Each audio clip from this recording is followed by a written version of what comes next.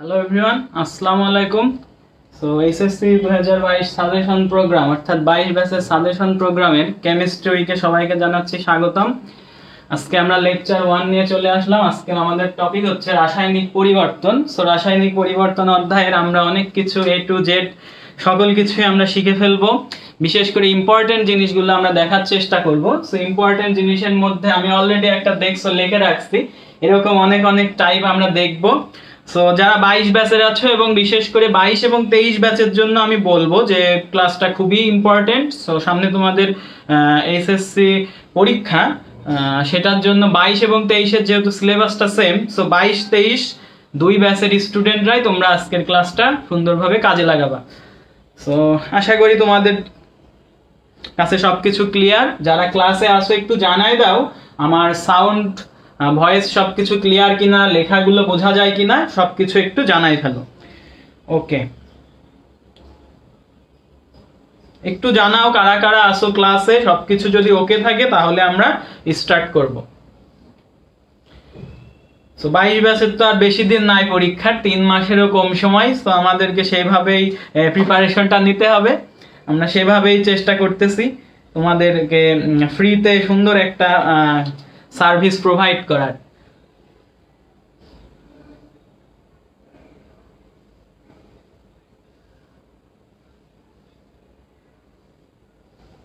ঠিক আছে, তো একটু কমেন্ট করে জানাও যে সবকিছু ওকে কিনা, এগুলো একটু জানাতে হবে, না হলে তো আমি ক্লাসটা স্টার্ট করতে পারবো না। আমাদের সাথে কারা কারা আছো এটাও একটু জানাই দাও। যারা আছো সবাই একটু জানাই ফেলো। সবকিছু ওকে থাকলে আমরা স্টার্ট করব। হ্যাঁ আচ্ছা, মাশরাফি ভাই আছে প্রো ম্যাক্স লেভেলের। হ্যাঁ, ক্লাস তো ভালোভাবেই নেওয়ার চেষ্টা করব, বাট সবাইকে আসতে হবে। দিদারুল আলম বলছে সব ক্লাস কি ফ্রিতে না হবে? হ্যাঁ, ফ্রিতেই তো না হবে, ফ্রি প্রোগ্রাম দেওয়া হয়েছে। তোমরা একটু গ্রুপে চোখ রেখো, দরকার হলে আমার আইডিটা একটু স্ক্রল করো। আমার আইডিতে যে যদি একটু স্ক্রল করো তাহলে দেখতে পাবা যে হচ্ছে আমাদের ফ্রি প্রোগ্রামটা 2 মাস ব্যাপী চলবে এবং 2 মাসে আমরা একটা উইকে একটা করে পেপার শেষ করব। বোটানি অলরেডি ডান হয়েছে। সো বোটানি তোমরা বোটানিটা দেখতে পারছো যে ডান হয়ে গেছে। সো বোটানির এক্সামও নেওয়া হবে খুব শীঘ্রই। কেমিস্ট্রিটাও এই উইকে 3টা ক্লাস হবে, 3টা ক্লাসে কেমিস্ট্রি ফার্স্ট পার্টও আমাদের ডান হয়ে যাবে। সো এইভাবে আর কি আমরা আগাচ্ছি। তারপর ম্যাথ ফার্স্ট পেপার ডান করব, ফিজিক্স ফার্স্ট পেপার ডান করব। সো আমাদের 4টা পেপার অর্থাৎ ফার্স্ট পেপারের সবগুলো ডান হয়ে গেল। দেন আমরা যেটা করব সেকেন্ড পেপারে চলে যাব আগামী মাসে। সো আমাদের 2 মাসের মধ্যে ফুল সিলেবাসটা যদি আমাদের সাথে থাকো তোমাদের কাভার হয়ে যাচ্ছে। ঠিক আছে, হ্যাঁ ইউটিউবে দেওয়া হচ্ছে, ইউটিউবে রেগুলার আপলোড দেওয়া হয়। সো এর সাথেও আমরা যেটা পাচ্ছি, আমাদের 22 ব্যাচের অ্যাডমিশন প্রোগ্রামও লঞ্চ করা হয়েছে, যেখানে তোমরা যদি এনরোল করো গাইডলাইন 0 to 1 ফ্রি পাবা, মেন্টরশিপ প্রোগ্রামটা ফ্রি পাবা, আর এই ক্লাসগুলো তো তোমার কাজে লাগতেছে। সো আমরা বেশ ভালোভাবে ইনশাআল্লাহ আগায় যাব আমাদের জার্নিতে। আর 22 ব্যাচের অ্যাডমিশন প্রোগ্রামটা আপাতত এইচএসসি পর্যন্ত আমরা যেটা বলতেছি, এইচএসসি পর্যন্ত তোমাদের জাস্ট এইচএসসি পর্যন্ত গাইডলাইন এইচএসসি গুলোই থাকবে, এবং যখন আমাদের এইচএসসিটা যেই না শেষ হবে আমরা অ্যাডমিশনের ক্লাসগুলো তখন ওপেন করে দিব তোমাদের জন্য, তোমরা অ্যাডমিশনের ক্লাস করবা। সো এই ছিল আর কি আমাদের ইন্ট্রোডাকশন, আমাদের ইন্ট্রো হয়ে গেছে। এবার চলো আমরা মোটামুটি ক্লাসে জয়েন করি। সো সবকিছু ওকে বলতেছো তোমরা। সো দেখো আমি একটা চিত্র আঁকায় রাখছি, একটা বেশ এ পাত্র, এ দ্রবণ, বি দ্রবণ, সি দ্রবণ। সো 3টা পাত্রে 3টা দ্রবণ আছে। এই দ্রবণ থেকে আমাকে কোশ্চেন করছে ভাইয়া। এই কোশ্চেন গুলো বেশি আসে আমাদের রাজশাহী বোর্ড 19 সালে এই কোশ্চেনটা আসছে, মানে সেম টাইপ। তারপর কুমিল্লা বোর্ড 19 সালে আসছে, সিলেট বোর্ড 19 সালে আসছে। সো আমি তোমাকে বলতেই পারি এরকম 19 সাল, 18 সাল, 17 সাল তুমি যখন টেস্ট পেপারটা খুলবা, এইরকম পাত্র দিয়া ছবি আর হচ্ছে এখানে দেখবা লাস্টেরটায় মিশ্রণ দেয়, এরকম অহরহ কোশ্চেন পাবা। সো এইরকম কোশ্চেনের ভাইয়া গ নাম্বারে যেটা বলে, আমাদের গ নাম্বারে যে জিনিসটা জানতে চাইছে আমাদের কাছে, সেটা হচ্ছে এ দ্রবণের পিএইচ এর মান কত। ভাইয়া এ একটা দ্রবণ দেওয়া আছে, যেখানে আমরা দেখতে পাচ্ছি CH3COOH, এটার একটা দ্রবণ দেওয়া আছে। এটা হচ্ছে অ্যাসিটিক অ্যাসিড। এই অ্যাসিটিক অ্যাসিডের পিএইচ এর মান জানতে চাইছে। ভাই আমরা সবাই জানি CH3COOH অ্যাসিটিক অ্যাসিড। এই যে অ্যাসিটিক অ্যাসিড, এই অ্যাসিটিক অ্যাসিড একটা দুর্বল অ্যাসিড। সো দুর্বল অ্যাসিডের পিএইচ স্বাভাবিক নিয়মে বের করা যায় না। আমরা জানি পিএইচ এর সূত্র পিএইচ -log অফ হাইড্রোজেন আয়নের ঘনমাত্রা। বাট এখানে হাইড্রোজেন আয়নের ঘনমাত্রাটা তুমি স্বাভাবিকভাবেই বসাইতে পারবা না। দেখো হাইড্রোজেন আয়নের ঘনমাত্রা তুমি যদি এই দুইটা গুণ করো পেয়ে যাচ্ছ। এটা তোমার যদি স্ট্রং অ্যাসিড থাকতো হয়তো, বাট CH3COOH এটা একটা দুর্বল অ্যাসিড, অর্থাৎ এই দুর্বল অ্যাসিডের বিয়োজনটা সম্পূর্ণরূপে হবে না।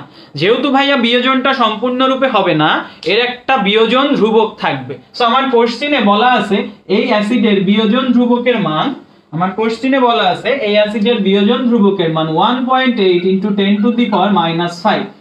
এই ডেটাটা বের দিয়ে আমি এখন এই যে CH3COOH এর পিএইচ মানটা বের করব। সো চলো আমরা একটু বের করি। এই পিএইচ মানটা যদি আমরা বের করি, আমরা একটা সূত্র জানি যে এটা হচ্ছে বিয়োজন ধ্রুবক আর আমাদের বিয়োজন মাত্রা, অর্থাৎ এই অ্যাসিডটা দুর্বল অ্যাসিড বলে সম্পূর্ণ মাত্রায় সে বিয়োজিত হবে না। তাহলে যতটুকু বিয়োজিত হবে তার উপর নির্ভর করে এর একটা বিয়োজন মাত্রা আছে। সো এই বিয়োজন মাত্রার সূত্রটা আমরা অসওয়াল্ডের লঘুকরণ সূত্র ইউজ করে পাই আলফা √KA/C। ভাইয়া এখানে আলফাটা হচ্ছে বিয়োজন মাত্রা আর কে টা হচ্ছে বিয়োজন ধ্রুবক। সো এখন আমরা যেটা করতে পারি, এখানে কে এর মান তো আমরা জানি 1.8 × 10⁻⁵। বাট ভাই আমরা সি এর মানটা কি জানি? ঘনমাত্রা, ঘনমাত্রার মানটা তো আমরা জানি না। সো ঘনমাত্রা বের করার জন্য আমরা যেটা করতে পারি, ভাইয়া আমার এখানে ভি দেওয়া আছে, আমার এখানে আচ্ছা ঘনমাত্রা তো আমরা মনে হচ্ছে জানি। দেখো এই যে 0.1 মোলার, এইটা কি?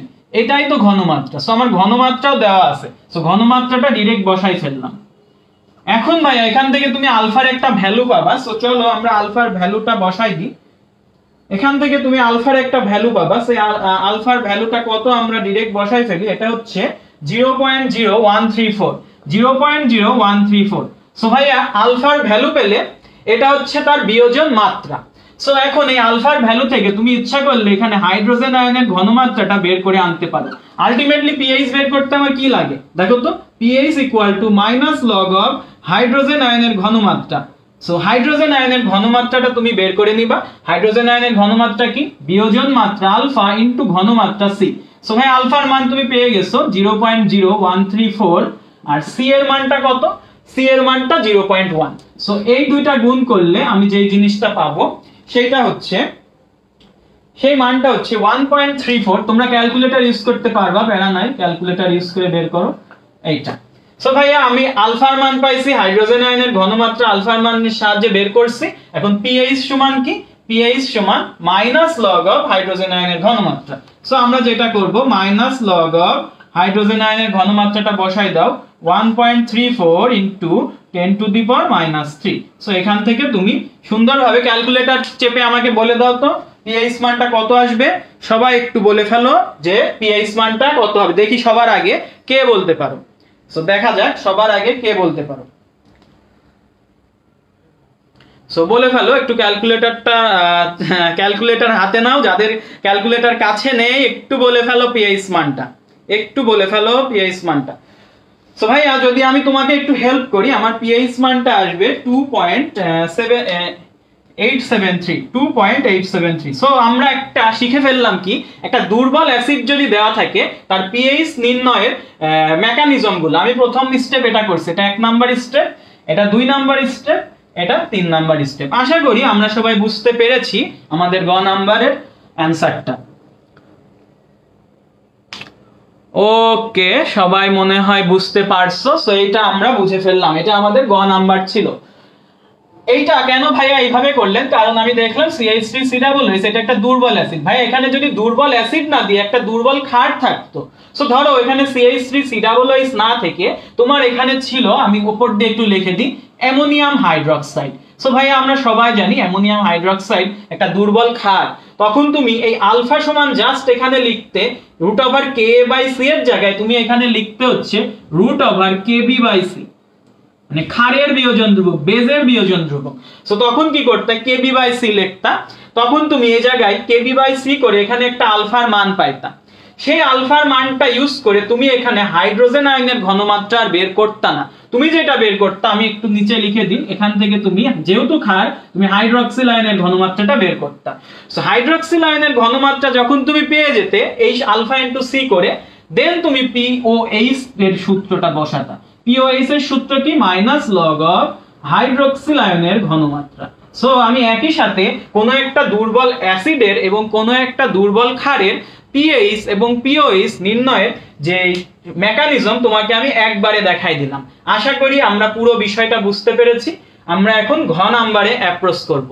সো চলো আমরা ঘ নাম্বারে অ্যাপ্রোচ করি, দেখি তোমরা সবাই বুঝেছো কিনা। একটু কমেন্টে জানাবা, একটু কমেন্ট করতে হবে ভাইয়ারা, কমেন্ট তো কেউই করতেছেন না, বিষয় কি? কমেন্ট করো, কমেন্ট করে জানাই দাও এটা বুঝছো কিনা। সো এটা যদি আমরা বুঝে থাকি আমরা পরেরটা অ্যাপ্রোচ করি। সো আমি ধরে নিলাম তোমরা বুঝতে পারছো। আমরা এখন ঘ নাম্বারে চলে যাই। ঘ নাম্বার কোশ্চেনটা ছিল আমাদের এইরকম, যে ঘ নাম্বার শেষ, আমাদের ঘ নাম্বার কোশ্চেনটা ছিল ভাই এই দেখো সি দ্রবণ, এই যে সি দ্রবণে আমি কি করছি, এ পাত্র এবং বি পাত্র এই দুইটা পাত্রের দ্রবণকে মিশ্রণ করছি।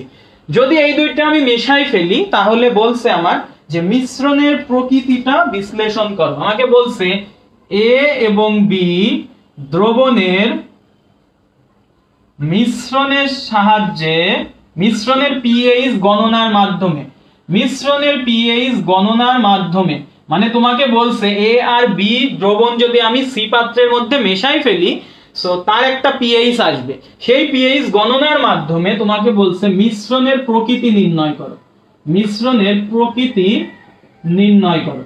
সো আমাকে আগে বুঝতে হবে ম্যাথটা। সো আমার এখানে ছিল একটা দুর্বল অ্যাসিড CH3COOH, এখানে ছিল একটা সবল ক্ষার। সো আমরা একটা নিশ্চয় কনসেপ্ট জানতাম যে একটা দুর্বল অ্যাসিড যখন একটা সবল ক্ষারের সাথে বিক্রিয়া করে তখন সে বাফার প্রস্তুত করে, বাফার দ্রবণ। ভাইয়া এখন প্রশ্ন হতে পারে বাফার দ্রবণটা কি? বাফার দ্রবণটা হচ্ছে কোনো একটা দ্রবণে আমি যদি সামান্য পরিমাণ অ্যাসিড বা সামান্য পরিমাণ ক্ষার যুক্ত করি, তাহলে যদি ওই দ্রবণের পিএইচ মানের কোনো চেঞ্জ না হয় তখন আমরা তাকে বলি বাফার দ্রবণ। কোনো একটা দ্রবণের মধ্যে আমি যদি সামান্য পরিমাণে কোনো একটা অ্যাসিড বা কোনো একটা বেস যোগ করি, সো ওই দ্রবণের যদি পিএইচ মানের কোনো চেঞ্জ না হয় আমি তাকে বলি বাফার দ্রবণ। সো বাফারের শর্ত হচ্ছে ভাইয়া ক্ষারীয় বাফার, এটা হচ্ছে অ্যাসিডীয় বাফার। সো অ্যাসিডীয় বাফার বা অম্লীয় বাফারের শর্ত হচ্ছে একটা দুর্বল অ্যাসিড নিব এবং ওর মধ্যে একটা সবল ক্ষার নিব, মানে শক্তিশালী ক্ষার নিব। দেখো এটা একটা দুর্বল অ্যাসিড, এটা একটা সবল বেস মানে শক্তিশালী ক্ষার। সো এই দুটার মিশ্রণ ঘটালে আমি পাবো বাফার দ্রবণ। সো আমি এই দুটার মিশ্রণ ঘটাই ফেলি, চলো এই দুটার মধ্যে আমি রিঅ্যাকশন ঘটাই। CH3COOH অ্যাসিটিক অ্যাসিড এবং সোডিয়াম হাইড্রোক্সাইড, এই দুইটা ভাইয়া রিঅ্যাকশন করে এই হাইড্রোজেন আয়নটা বের হয়ে যাবে, সোডিয়াম এখানে ইন করবে। সো এখান থেকে কি হবে CH3COONA সোডিয়াম অ্যাসিটেট, আর ভাইয়া এই হাইড্রোজেন এবং OH মিলে পানি প্রস্তুত করবে। সো এই যে আমি এটা লিখে ফেললাম। এখন তোমাকে খেয়াল করতে হবে ভাইয়া এদের মোল সংখ্যার দিকে তুমি তাকাও। সো মোল সংখ্যার দিকে যদি আমরা সবাই তাকাই, সো আমরা খেয়াল করতে পারি এইটা আছে আমার 1 মোল, এইটা আমার 1 মোল, এইটা আমার 1 মোল, পানি দরকার নাই। সো ভাইয়া মোল সংখ্যার দিকে যদি আমি তাকাই তাহলে আমি বুঝতে পারি যে প্রত্যেকে 1 মোল 1 মোল 1 মোল করে আছে, প্রত্যেকে ইকুইভ্যালেন্ট। তাহলে আমি লিখতে পারি, দেখো আমি কি লিখতে পারি, যে এই যে এখানে যে CH3COOH টা আছে আর সোডিয়াম হাইড্রোক্সাইডটা আছে, এরা হচ্ছে ইকুইভ্যালেন্ট, এরা হচ্ছে ইকুইভ্যালেন্ট। আবার ভাইয়া আমি এটাও বলতে পারি এখানে যে CH3COOH টা আছে আর এই যে CH3COON, এটা একটা লবণ। বাফার দ্রবণে কি প্রস্তুত হয়? লবণ প্রস্তুত হয়। এই যে এটা একটা অ্যাসিড, আমি একটু তোমাকে ব্যাখ্যা করি। বাফারটা অ্যাসিড এবং ওই অ্যাসিড থেকে একটা লবণ প্রস্তুত হবে। দেখো ওই অ্যাসিড থেকে একটা লবণ প্রস্তুত হয়েছে, এইটাকে আমরা বলবো দুর্বল অ্যাসিড, এবং ওই অ্যাসিড থেকে যদি লবণ নিই এটাকে আমরা বলবো অম্লীয় বাফার। সো এটা একটা অম্লীয় বাফার। দেখি আমাদের সাথে কারা কারা আছো। হ্যাঁ ক্লিয়ার, দিদারুল বুঝতে পারছো। সো ভাইয়া এটা একটা অম্লীয় বাফার ছিল আমাদের। এই অম্লীয় বাফারের আমরা যেটা করব, আমরা এখন ইকুইভ্যালেন্ট করব। দেখো এটা 1 মোল, এটা 1 মোল, এটা 1 মোল। সো আমরা এখন কিছু মেকানিজম করে আমরা এই পিএইচটা বের করার চেষ্টা করব। সো বাফার দ্রবণের পিএইচ নির্ণয় করার আমরা একটা সূত্র জানি, সেটা হচ্ছে হ্যান্ডারসন হ্যাসেলবাগ সূত্র। ওটাকে আমরা লাস্টে যাব। আমরা ফার্স্টে যেটা করব আমি একটু তোমাকে বলে দিই। আচ্ছা আমি তাহলে তোমাকে বলতে পারি যে 1 মোল CH3 COOH is equivalent to 1 mol sodium hydroxide is equivalent to, দেখো ভাইয়া সবাই 1 মোল করে লাগছে, তাহলে আমি বলতে পারি এরা সবাই ইকুইভ্যালেন্ট মানে সমান সমান। আমি বলতে পারি, এটা বলে ফেললাম, এটা আমরা বলে ফেলতে পারি না, এটা আমরা বলে ফেললাম, বুঝছি আমরা? ওকে, সো ভাই আমি তাহলে এখন বলতে পারি দেখো এরা সবাই যদি ইকুইভ্যালেন্ট হয় তাহলে দেখো আমার এখানে এই দুইটার মধ্যে কে কম আছে। সোডিয়াম হাইড্রোক্সাইড আছে 6 ml 0.1 মোলার, CH3 COOH আছে 14 ml 0.1 মোলার। সো ভাই 14 ml অবশ্যই বেশি। আমি জানি আমার বিক্রিয়াতে লিমিটিং বিক্রিয়ক নিয়ে কাজ করতে হয়, মানে যে কম পরিমাণে আছে। সো ভাইয়া এদের দেখো ঘনমাত্রা সেম 0.1 0.1, বাট এটা আছে 6 ml, এটা আছে 14 ml। সো আমি তাহলে 6 ml নিয়ে কাজ করব, তাহলে আমি এখানে লিখব যে equivalent 6 ml 0.1 molar sodium hydroxide. তাহলে ভাইয়া আমি যদি 6 ml সোডিয়াম হাইড্রোক্সাইড নিই আমি কখনোই CH3 COOH 14 ml নিতে পারবো না, আমাকে অবশ্যই 6 ml নিতে হবে। সো আমি যেটা করব 6 ml 0.1 molar CH3 COOH। So এইটা নিব, আর একটা হচ্ছে এইটাও, তাহলে আমার 6 ml ই প্রস্তুত হবে, 6 ml 0.1 মোলার CH3 COON এইটাই প্রস্তুত হবে আমার, যেহেতু প্রত্যেকে 1 মোল প্রত্যেকের তুল্য সংখ্যা যদি বলো এরা সেম। এখন ভাইয়া খেয়াল করো, যদি আমার 6 ml 0.1 মোলার অ্যাসিটিক অ্যাসিড লাগে আর আমার ছিল হলো 14 ml, আমি ইউজ করছি 6 ml, তাহলে বলো আমার অবশিষ্ট অ্যাসিডটা কতটুকু আছে। সো আমি এখানে বলতে পারি অবশিষ্ট CH3 COOH বা অ্যাসিডটা হবে ভাইয়া 14 ml 14 minus 6 ml 0.1 মোলার, মানে এটা হবে 8 ml 0.1 মোলার। এইটা হলো ভাই আমার অবশিষ্ট অ্যাসিডটা। আর আমি জানি বাফার দ্রবণ প্রস্তুত করতে আমার একটা অ্যাসিড লাগে, সেই অ্যাসিডটার আমার অবশিষ্ট পরিমাণটা নিতে হয়, আর আমার একটা কি লাগে, আমার একটা ক্ষার লাগে, লবণ লাগে। সো লবণটা কতটুকু প্রস্তুত হয়েছে দেখো তো, লবণ প্রস্তুত হয়েছে যে এইটা, লবণ প্রস্তুত হয়েছে এইটা। তাহলে আমি বলতে পারি ভাইয়া এখানে এটা তো অবশিষ্ট আছে দ্রবণে, এটা অবশিষ্ট আছে। এখন আমরা যেটা করতে পারি অবশিষ্ট যে এই যে 8 ml 0.1 মোলার, এইখান থেকে আমার হলো ঘনমাত্রাটা বের করতে হবে। তাহলে এইটাকে আমরা ধরে নিলাম ভাইয়া এই 8 ml যেটা অবশিষ্ট থাকবে অ্যাসিড, সেটাকে আমি ধরে নিব, প্রথম আয়তনটাকে আমি ধরবো V1, দ্বিতীয় এই ঘনমাত্রাটাকে আমি ধরবো S1।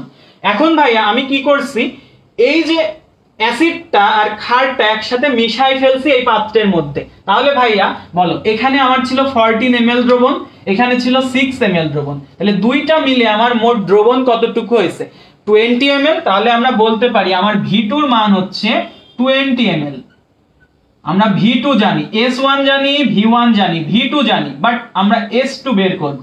সো ভাই আমরা একটা সূত্র সবাই জানি, নিচে কি দেখা যায় নাকি আমি একটু খেয়াল করে দাঁড়াও দেখি। আমরা একটা সূত্র সবাই জানি যে S1 V1 সমান S2 V2, S1 V1 সমান S2 V2। হ্যাঁ নিচের এই অংশতে আমরা করে ফেলি। ভাই আমরা একটা সূত্র জানতাম S1 V1 সমান S2 V2। সো এখান থেকে আমরা S2 টা বের করে নিতে পারি। S2 সমান কি হবে S1 V1। সো ভাই S1 এর মান হচ্ছে 0.1, V1 এর মান কত 8, V2 এর মান কত ভাইয়া 20। সো এখান থেকে ভাইয়া তুমি S2 এর মানটা একটু বের করে নাও। সো এখান থেকে যদি আমরা S2 এর মানটা বের করি আমার আসবে হচ্ছে 0. আমি একটু লিখে দিই, এটা ডাইরেক্ট আমাদের টাইম ওয়েস্ট করা যাবে না, 0.04 মোলার। সো ভাইয়া এইটা আমরা অ্যাসিডের ঘনমাত্রা পেয়ে গেছি। কি পাইছি, এটা অ্যাসিডের ঘনমাত্রা পেয়ে গেছি। ওকে, এখন আমার যার ঘনমাত্রা লাগবে সেটা হচ্ছে লবণের ঘনমাত্রা। সো এখান থেকে আমি লবণের ঘনমাত্রাটা আবার বের করি। সো লবণের আমি এটাকে ধরি V1, এটাকে ধরি ভাইয়া S1। সো এইটা V1, এটা S1। আমি বলছি V2 কি হবে ভাইয়া 14 আর 6 মিলে কত হয় 20, তাহলে V2 হবে 20 ml। তাহলে আমি S2 সমান কি পাবো, S2 সমান আমরা এখান থেকে দেখছি যে S1 V1, তাহলে S1 এর মান কত ভাইয়া 0.1 V1 এর মান কত 6, V2 এর মান 20, এখান থেকে আমি লবণের S2 টা পেয়ে যাচ্ছি, লবণের S2 টা পেয়ে যাচ্ছি, মানে ঘনমাত্রাটা পেয়ে যাচ্ছি, সেটা হচ্ছে 0.03 মোলার, 0.03 মোলার। সো ভাইয়া আমি অ্যাসিডের ঘনমাত্রা পেয়ে গেছি, অবশিষ্ট অ্যাসিডের ঘনমাত্রা পেয়ে গেছি, লবণের ঘনমাত্রা পেয়ে গেছি। এখন এটা একটা বাফার দ্রবণ। সো বাফার দ্রবণের পিএইচ বের করার সূত্রটা কি? হ্যান্ডারসন হ্যাসেলবার্গ সমীকরণ। সো আমি একটু উপরের দিকে মুছে দিই, আমার এই নিচের টুকু লাগবে জাস্ট। সো আমি যদি উপরের দিকে মুছে দিই, উপরের থেকে যদি আমরা একটু মুছে ফেলি, সো হ্যান্ডারসন হ্যাসেলবার্গ সমীকরণটা এমন ছিল যে pH equal to pKa plus log of সল্টের ঘনমাত্রা মানে লবণের ঘনমাত্রা বাই অ্যাসিডের ঘনমাত্রা। যদি ভাইয়া এটা অ্যাসিডিক বাফার হতো তাহলে আমরা পিএইচ পাবো। এখন ভাইয়া পিকে এর মানটা কত? পিকে এর মানটা আমরা একটু আগে দেখছি, আমাদের কে এর মান দেওয়া ছিল 1.8 ইনটু 10 টু দি পাওয়ার -5। তাহলে পিকে সমান আমরা আবার সবাই জানি পিকে সমান মাইনাস লগ অফ কে, তাহলে মাইনাস লগ অফ কে আমরা এক লাইন করব। লগ অফ সল্টের ঘনমাত্রাটা ভাইয়া তুমি বের করছো, দেখো তো সল্টের ঘনমাত্রাটা কত? সল্টের ঘনমাত্রা এই যে এইটা 0.03, আর অ্যাসিডের ঘনমাত্রাটা কত? 0.04। ওকে, তাহলে এই মানটা একটু কে এর মানটা, তাহলে pK equal to minus log of K. ভাই কে এর মানটা কত? 1.8, আমি একবার এখানেই বসাই দিই, 1.8 into 10 two the power -5। So ভাই এটা ডাইরেক্ট ক্যালকুলেটরে তুমি বসাই দাও, ক্যালকুলেটরে যদি তুমি বসাই দাও এখান থেকে তুমি মানটা পাবা 4.62। সো ভাইয়া আমি এখান থেকে বলে ফেললাম পিএইচ, আমাকে যদি বলতো পিএইচ গণনা না করে আমি কিন্তু এই জায়গায় বলে দিতে পারি। দেখো এই যে আমার এই জায়গায় অ্যাসিড অবশিষ্ট ছিল না, এটা দেখে আমি বলে দিতে পারতাম যে মিশ্রণটা অ্যাসিডীয় বা অম্লীয়, বাট আমাকে বলছে প্রশ্নে পিএইচ গণনার মাধ্যমে মিশ্রণের প্রকৃতি নির্ণয় করো। সো পিএইচ আসছে ভাই 4.62, তাহলে পিএইচ মানটা আসছে, এই যে পিএইচ মানটা আমি পাইছি 7 এর থেকে ছোট, 7 এর থেকে ছোট যদি পিএইচ মানটা হয় আমি বলবো মিশ্রণের প্রকৃতি এটা কি? অম্লীয়। সো আমি এইটা 4 মার্ক যদি থাকে আমি 4 এ 4ই পাবো। এটা আমি নিজেই নাম্বারিং করলাম, এত সুন্দর করে যখন তুমি করে দিবা এটা তুমি 4 এ 4ই পাবে আমি আশা করি। সো এটা কি আমরা বুঝছি নাকি? এইটা একটু কমেন্ট করো ভাইয়ারা, এইটা আমরা বুঝছি কি না। আমি কমেন্ট দেখার জন্য পিছনে আসছি, দেখো বলো, কমেন্ট করো একটু।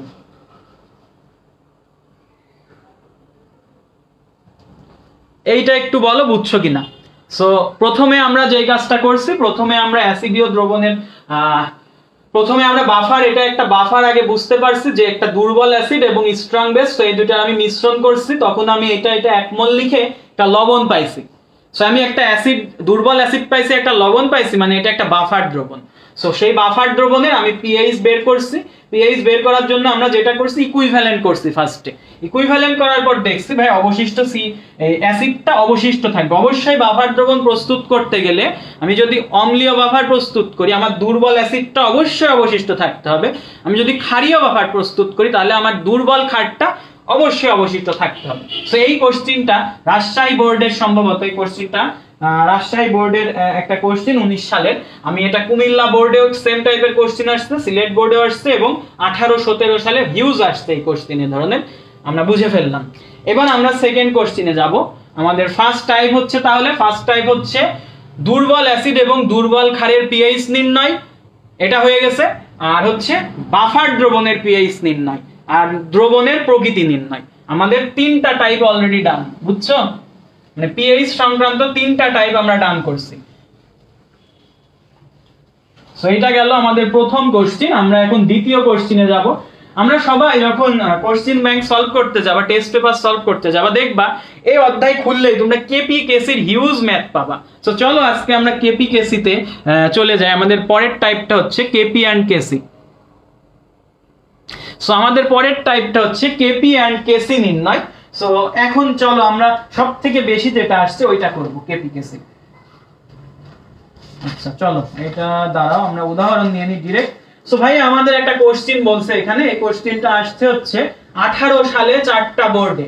18 সালে Rajshahi board, Comilla board, Chittagong board, Barisal board. তাহলে রাজশাহী, কুমিল্লা, বরিশাল চট্টগ্রাম, মানে রাজশাহী কুমিল্লা বরিশাল চট্টগ্রাম 18 সালে আসছে এই কোশ্চেনটা, এবং এই কোশ্চেনটা 19 সালে 3টা বোর্ডে আসছে, মানে সেম টাইপের কোশ্চেন। দেখো এই কোশ্চেনটা কি রকম ছিল ভাই, আমাকে বলছে একটা কোশ্চেন যে MA5 এইটা এরকম ভাবে বিশ্লেষিত হলো, অবশ্যই এটা গ্যাসিয়াস, এটা বিশ্লেষিত হয়ে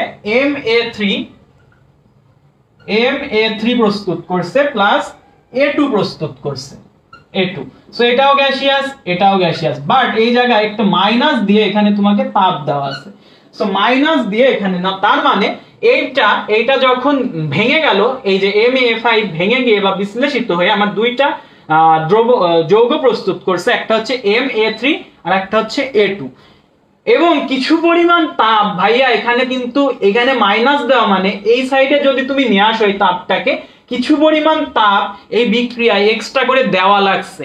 যে বিক্রিয়ায় ভাইয়া এক্সট্রা করে তাপ দেওয়া লাগে, দেখো এই বাম সাইডে নিয়ে আসলে এটা যোগ হয়ে যায় না, মাইনাস ছিল ওই পাশে, তাহলে যোগ হয়ে যায়। যে বিক্রিয়া এক্সট্রা করে তাপ দেওয়া লাগে, দিয়ে বিক্রিয়াটা করা লাগে, সেটা তাপহারী বিক্রিয়া, তাহলে এটা একটা তাপহারী বিক্রিয়া, আমরা এতটুকু বুঝতে পারলাম এই সমীকরণ থেকে। এই বলছে এই বিক্রিয়াটা 25 ডিগ্রি সেন্টিগ্রেড তাপমাত্রায়, বিক্রিয়াটি 25 ডিগ্রি সেন্টিগ্রেড তাপমাত্রায় 1 atm চাপে 10% বিয়োজিত হয়। আমাকে যেটা বলছে গ নাম্বারে বিক্রিয়াটির কেপি এর মান নির্ণয় করো, আমি আরেকটু অ্যাড করে দিব এখানে, কেপি কেসি দুইটাই চাবো তোমার কাছে, দেখো অনেক সময় তোমার লাগবে তো, সো আমি এটা অ্যাড করে দিলাম, বিক্রিয়াটির কেপি এন্ড কেসি নির্ণয় করো। সো ভাই আমরা হয়তো অ্যাডমিশনে উঠলে কেপি কেসি রাশিমালা ডাইরেক্ট মুখস্থ বসাই দিতে পারবো, বাট আমরা এখন এইচএসসি লেভেলে আছি, সো আমরা এখন কেপি কেসি মানটা ডাইরেক্টলি মানে রাশিমালাটা প্রতিপাদন না করে ডাইরেক্টলি বসাইতে পারবো না, অন্তত কেপি বা কেসি যে কোনো একটা তোমাকে প্রমাণ করে দেখাইতে হবে প্রতিপাদন করে। সো আমরা ফার্স্টে কেপি এর রাশিমালাটা প্রতিপাদন করব, করার পরে কেপি এর মান বের করব, তারপর আমরা একটা সূত্র জানতাম কেপি সমান KC RT to the power del N, so ওখান থেকে আমি কেসির মানটাও বের করে নিব। সো আশা করি আমরা প্রসেসটা বুঝছি। দেখি কারা কারা আছো তোমরা, আচ্ছা দিদারুল আছে হয়তো,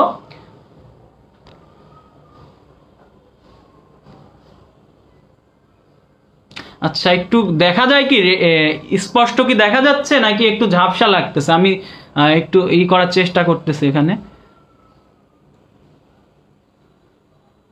হ্যাঁ জান্নাতুল নাইম ভাই ওয়ালাইকুম আসসালাম, আপনার বোটানি অংশ তো শেষ, এখন আমরা কেমিস্ট্রি অংশে ঢুকে পড়ছি। সো দেখেন ক্লাস আমরা করতে থাকি। সো ভাইয়া এই কোশ্চেনটা দিছে, এই কোশ্চেনটা আসছে রাজশাহী কুমিল্লা বরিশাল চট্টগ্রাম 4টা বোর্ডে 18 সালে কম্বাইন্ডলি আসছিল। সো ভাইয়া এই চলো আমরা এটাকে একটু বিশ্লেষণ করার চেষ্টা করি। সো ভাইয়া আমরা সোজা করার জন্য ম্যাথটা MA5, তুমি এটা কি বুঝতে পারছো এটা আসলে কি যৌগ? এটা কিন্তু আসলে দেখো আমি যদি একটু তোমাকে হিন্টস দিই, এই যৌগটা আসলে PCl5, দেখো PCl5 এইটা ভেঙে গিয়ে এটা তো হইছে PCl3 প্লাস ক্লোরিন। তোমরা কি বুঝতে পারছো বিষয়টা?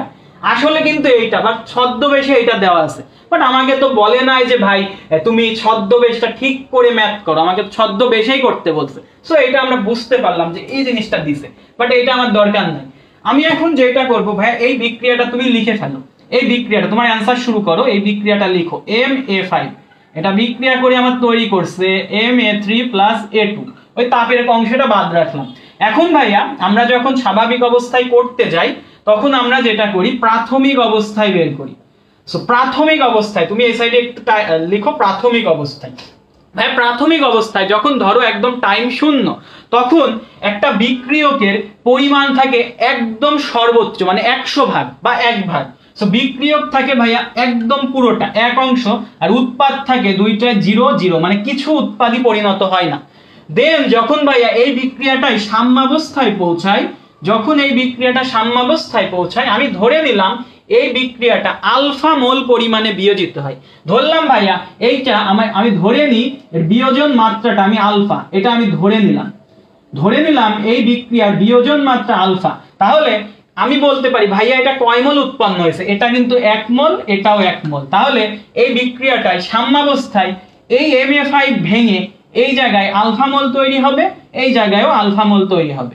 কি কত মোল তৈরি হবে? আলফা মোল আলফা মোল। সো ভাইয়া আমরা জানি যে সময়ের সাথে সাথে আমার উৎপাদের পরিমাণটা বৃদ্ধি পায়, বিক্রিয়কের পরিমাণটা হ্রাস পায়। সো বিক্রিয়ক কি হবে ভাইয়া, বিক্রিয়ক ফার্স্টে ছিল 1, এখন কি হবে আলফা মোল তো ওখানে চলে গেছে, তাহলে বিক্রিয়ক কমে যাবে, তাহলে এটা হবে 1 মাইনাস আলফা মোল। এতটুকু আমরা নিশ্চয়ই বুঝে ফেলছি।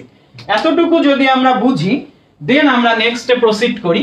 নেক্সট অংশটা হচ্ছে ভাইয়া আমাদের এখানে যেটা করতে হবে যে এই যে সাম্যাবস্থায় মোল সংখ্যা আমরা সবার পেয়ে গেছি, এই সাম্যাবস্থায় মোল সংখ্যাটা আমরা যোগ করে ফেলবো।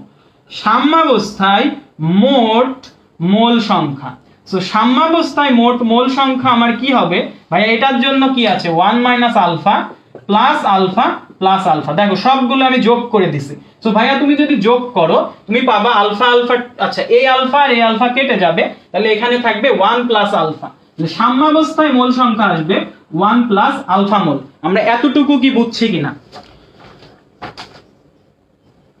হ্যাঁ সবাই বন্ধুদেরকে একটু মেনশন করে দাও, ইনশাআল্লাহ আমরা সব বেসিক থেকে বুঝতে পারবো। সো আমরা কি করলাম, ফার্স্টে প্রাথমিক অবস্থায় ভাইয়া বিক্রিয়কটা ছিল সর্বোচ্চ, উৎপাদ ছিল 0 0।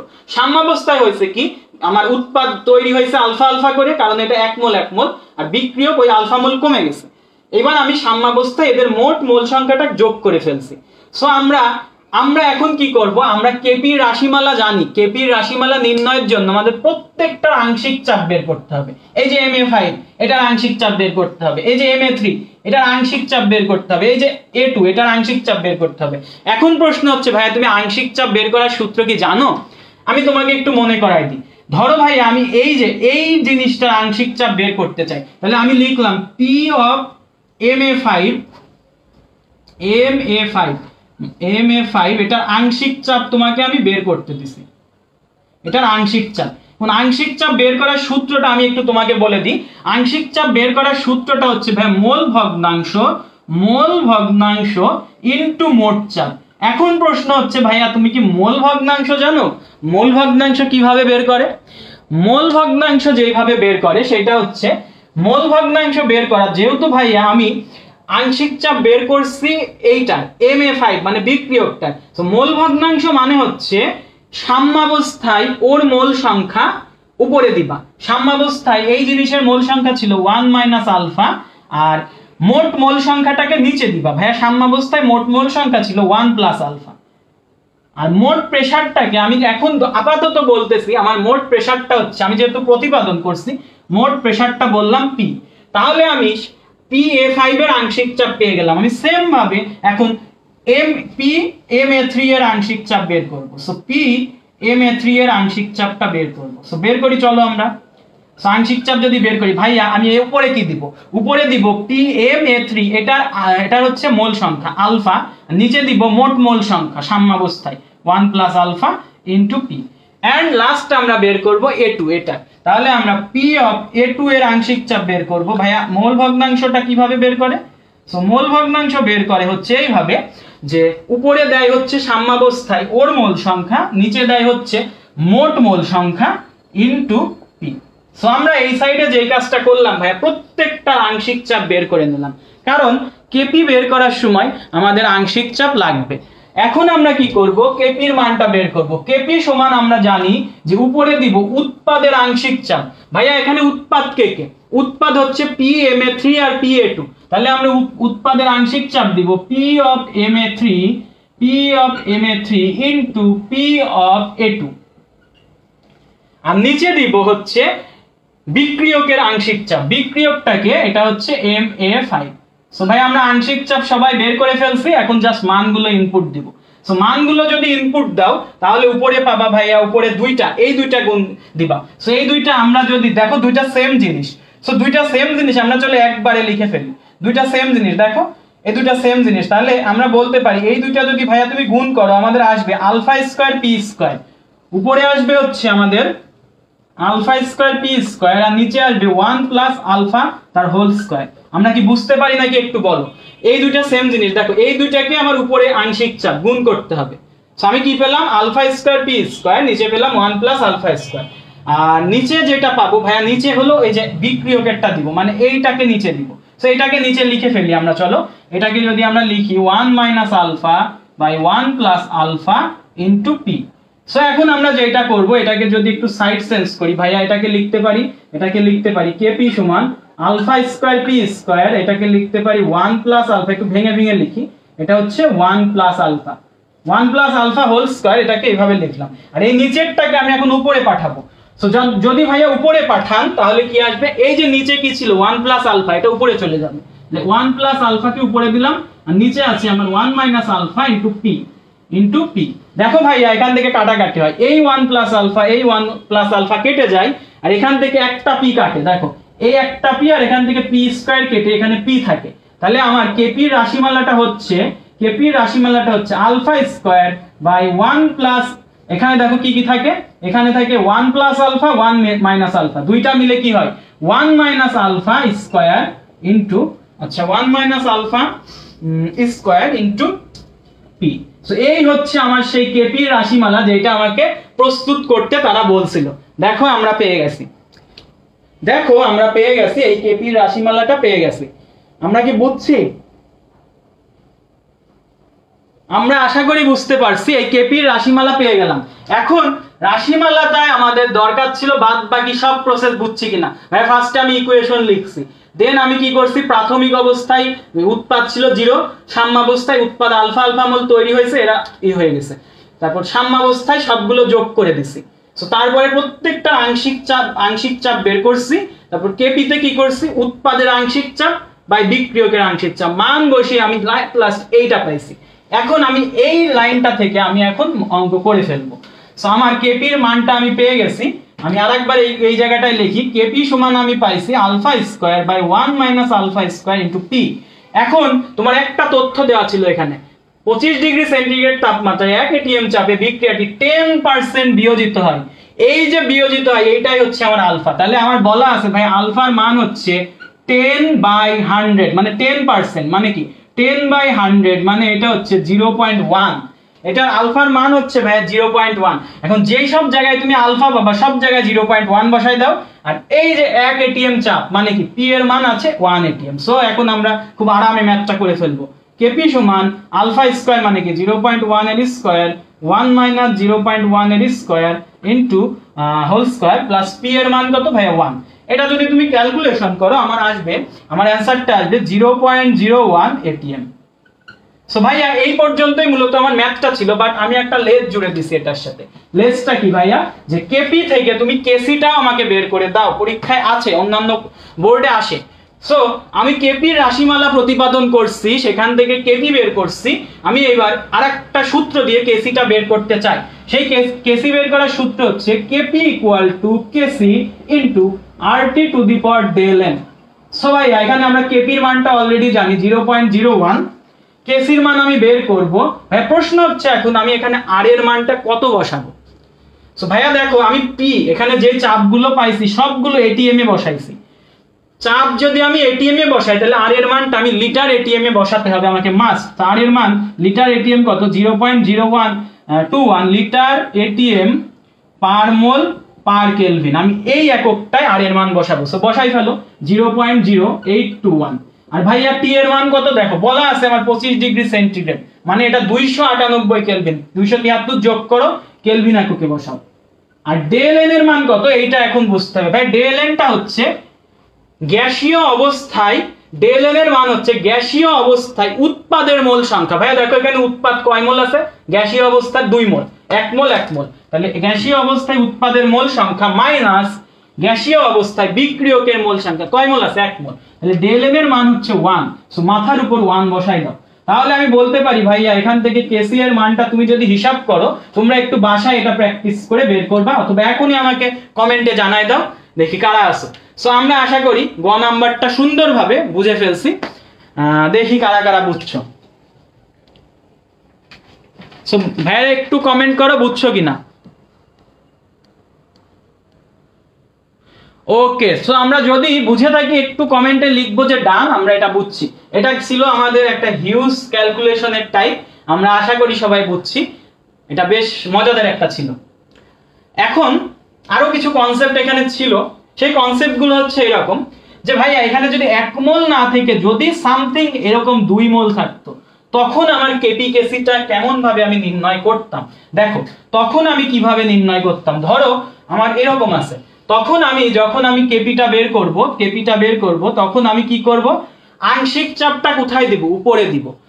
সো তখন এই যে উৎপাদের আংশিক চাপটা আমি উপরে দিতাম, সো উৎপাদের আংশিক চাপ তাহলে PMA3 এইটা দিব, আর এর সাথে উৎপাদের আংশিক চাপ A2 দিব।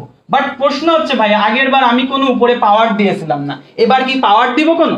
ভাই এই জায়গায় যে সহগটা থাকবে তুমি মনে রাখবা, এই জায়গায় যে কোএফিসিয়েন্ট থাকবে বা সহগ থাকবে ওইটা পাওয়ার আকারে উপরে চলে যাবে। সো ভাইয়া যদি কখনো এরকম 2 মোল 3 মোল পাও তাহলে তুমি এই রকম করে পাওয়ার আকারে ওকে মাথার উপর তুলে দিবা। আমি এটা একটু সতর্ক করে দিলাম তোমাদেরকে, তোমরা একটু মনে রাখবা।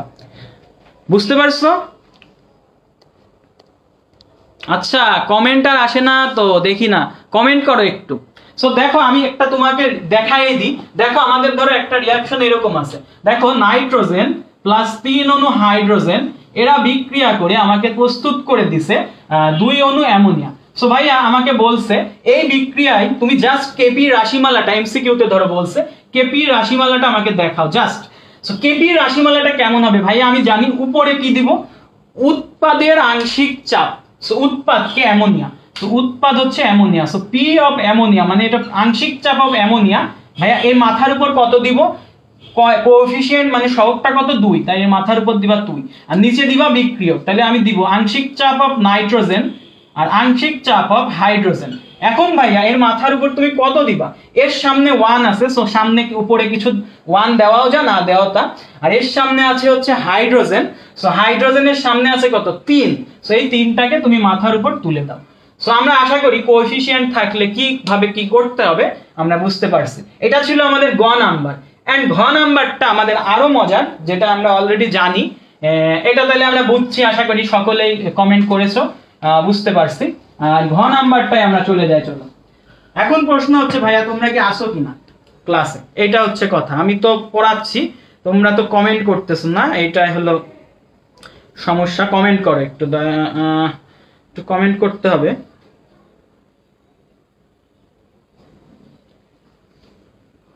একটু কমেন্ট করো, আমি একটু ওই ফোনটা নিই, এখানে একটু ডিস্টার্ব হচ্ছে, দেখি কারা কারা আছো।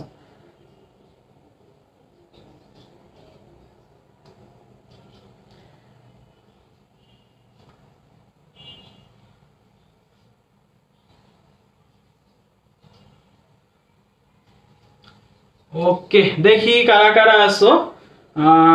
অনেকে আছো, দিদারুল বুঝছি বলছিলা, এখন বুঝছো কিনা এটা একটু জানাও তো, এখন এইটা বুঝছো কিনা। এইটা গেল গ নাম্বার, আমাদের বিক্রিয়াটির কেপিকেসি নির্ণয় করো। এখন আমরা যেটাই যাবো ভাই সেটা হচ্ছে ঘ নাম্বারে। সো ঘ নাম্বারে চলো আমরা চলে যাই। ঘ নাম্বারটা আমাদের এমন ছিল যে বিক্রিয়াটি সাম্যাবস্থায় তাপমাত্রা ও চাপের পরিবর্তন ঘটালে, বলছে বিক্রিয়াটির মানে লা শাতেলিয়ার নীতি যদি আমি এখানে অ্যাপ্লাই করতে হবে, বিক্রিয়াটি সাম্যাবস্থায় তাপমাত্রা ও চাপের পরিবর্তন ঘটালে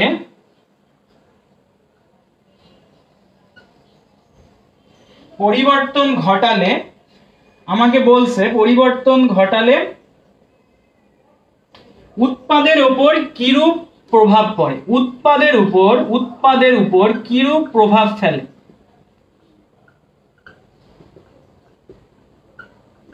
সো ভাইয়া এই যে এটা দেখো বিক্রিয়াটির সাম্যাবস্থায়, এই যে সাম্যাবস্থায় কথাটা দাঁড়ায় তোমাকে বুঝতে হবে ভাইয়া। দেখো এটা একটা উভমুখী বিক্রিয়া, উভমুখী বিক্রিয়ায় অবশ্যই একটা ধর্ম আছে, সেটা হচ্ছে সাম্যাবস্থার ধর্ম। এবং এই ধর্মটা আমরা ব্যাখ্যা করতে পারি, আমরা 9-10-এও পড়ে আসছি, সেটা হচ্ছে লা শাতেলিয়ার নীতি দ্বারা। সো লা শাতেলিয়ার নীতি দ্বারা আমরা তাপ উৎপাদী এবং তাপ হারি এই দুইটা ক্যাটাগরিতে বিক্রিয়াগুলোকে ভাগ করে তার ঘনমাত্রা, তার চাপ, তার হচ্ছে তাপমাত্রা, এগুলোর উপর আমরা বলতে পারি। আমাদের দুইটা জিনিস চাইছে, সেটা হচ্ছে তাপমাত্রা এবং চাপ।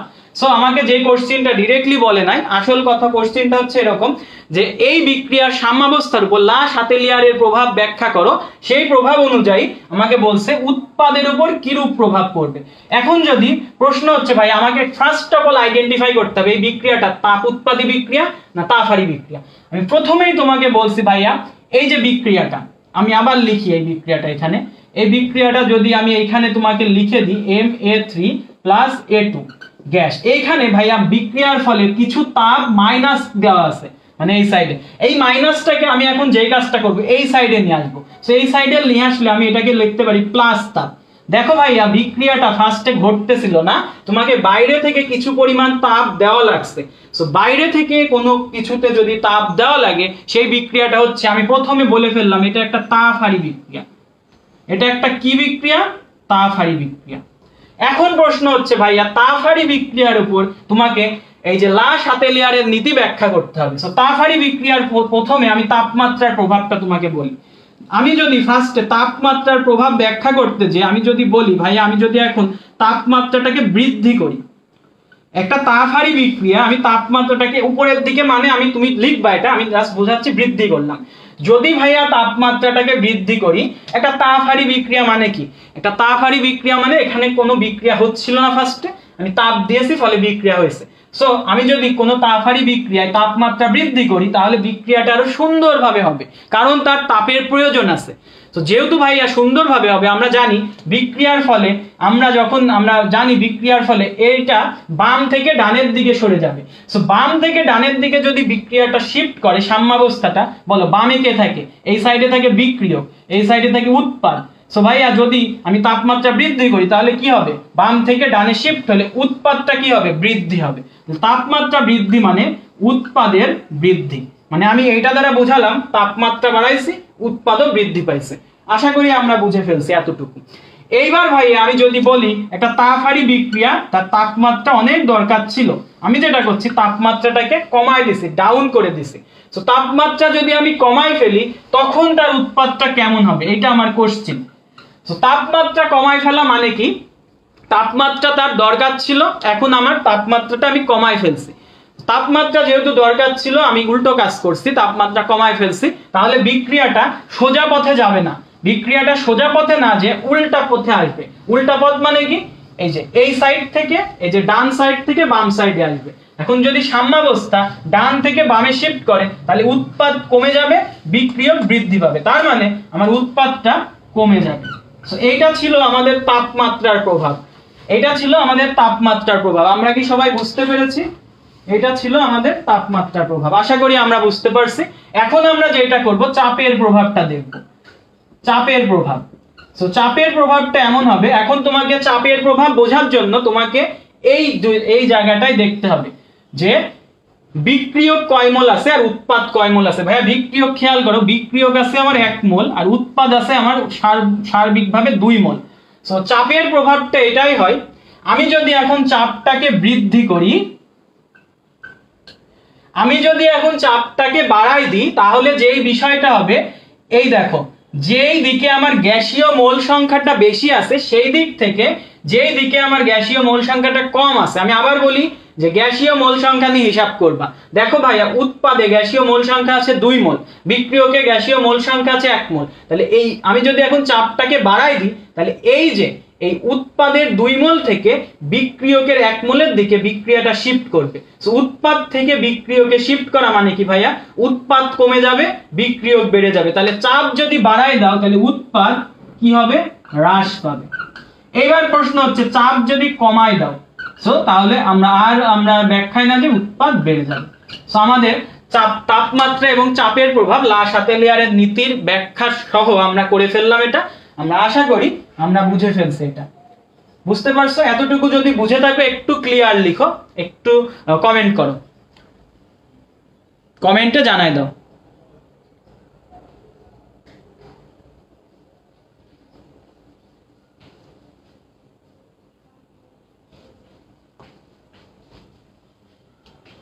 ওকে, আমরা 2টা কোশ্চেন শেষ করলাম। আমরা কি কি টপিক কভার করছি একটু তোমাকে সাইডে লিখে দিই। আমরা কি কি টপিক কভার করছি, আমরা যে টপিকগুলো কভার করছি সেটা হচ্ছে আমরা একটু লিখে দিই সাইডে। প্রথমে এসে আমরা যে টপিকটা করছি সেটা হচ্ছে দুর্বল অ্যাসিড আর দুর্বল বেস। তোমরা একটু লিখে রাখো এই টপিকগুলো, আমরা যেহেতু লিখে দিচ্ছি মানে এগুলো পরীক্ষার জন্য খুব ইম্পর্টেন্ট। হ্যাঁ, আমরা একটু লিখে দিই সাইড দিয়ে। দাঁড়া, ওই যে ওই পাশে আমরা একটা কথা বলছিলাম আর একবার বলে দিই, ওটা মুছে দিই যে তোমরা যদি এইচএসসি 22 অ্যাডমিশন কোর্সে এনরোল করো তাহলে তুমি যেই জিনিসগুলো পাবা সেটা ফ্রি পাবা।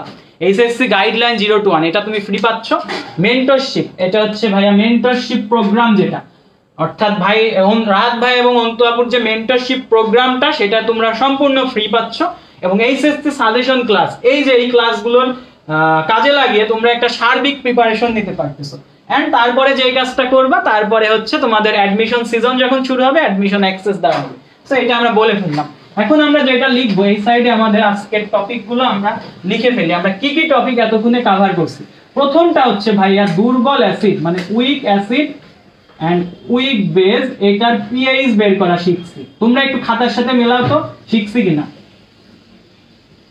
তারপরে আমরা যেটা শিখছি সেটা হচ্ছে বাফার দ্রবণের বাফার সলিউশনের পিএইচ বের করা শিখছি। এন্ড তারপরে আমরা যেটা শিখছি সেটা হচ্ছে দ্রবণের প্রকৃতি বের করা শিখছি। তারপরে আমরা যেই টপিকটা শিখছি সেটা হচ্ছে কোনো একটা দ্রবণের কেপি এন্ড কেসি এর রাশিমালা প্রতিপাদন করে সেটা বের করা শিখছি। এন্ড এট লাস্ট আমরা শিখলাম লা-শাতেলিয়ারের নীতি ব্যাখ্যার মাধ্যমে আমরা অনেকখানি আগাই গেলাম। সো আমাদের মোটামুটি খুবই গুরুত্বপূর্ণ 1 2 3 4 5টা টাইপ আমরা শেষ করছি। সব খুবই গুরুত্বপূর্ণ। তোমরা যদি টেস্ট পেপারটা একটু খুলো দেখতে পাবা এটা খুবই গুরুত্বপূর্ণ। এখন আমরা যাব আজকের আমাদের 3 নাম্বার কোশ্চেনে। আশা করি তোমরা ক্লাসটা এনজয় করতেছো। একটু শেয়ার করে দাও সবার মাঝে, একটু শেয়ার করে দাও। ওকে, বুঝতেছি তো, একটু শেয়ার করে দাও আর কমেন্ট করো।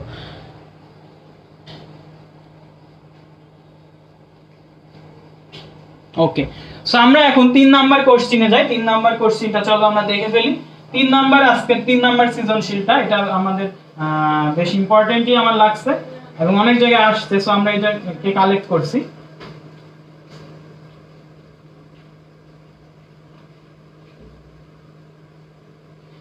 সো 3 নাম্বার কোশ্চেনটা হচ্ছে আমাকে একটা আচ্ছা, ওই যে আমার এরকম একটা কথা কোশ্চেন ছিল, দেখো এরকম একটা পাত্র আছে। এবার কিন্তু মিশ্রণের প্রকৃতি চাবে না, এবার আরেকটা অন্যরকম ভাবে চাবে। দেখো এরকম একটা পাত্রের মধ্যে CH3COOH আছে। আচ্ছা, CH3COOH এটা কি ছিল? হ্যাঁ, এটাই ছিল। আর একটা পাত্রের মধ্যে ছিল সোডিয়াম হাইড্রোক্সাইড। আচ্ছা, কিছু বলে না, এখানে পরিমাণ দরকার নাই, এখানে কোনো পরিমাণ দরকার নেই। আমাকে যে কোশ্চেনটা করছে, আমি যদি এই দুটার রিঅ্যাকশন ঘটাই, এই যে এ আর বি, এ আর বি এর যদি রিঅ্যাকশন ঘটায়, আমাকে গ নাম্বারে কোশ্চেন করছে যে দ্রবণ দুটির প্রশমন এনথালপির মান। এই যে এই দুটার প্রশমন, দ্রবণ দুটির প্রশমন এনথালপির মান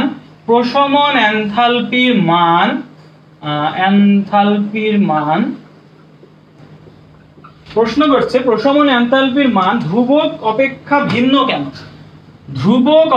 ভিন্ন কেন? আমি তোমাকে একটা কোশ্চেন দ্বারা 3টা কোশ্চেন এখন পড়াই দিব।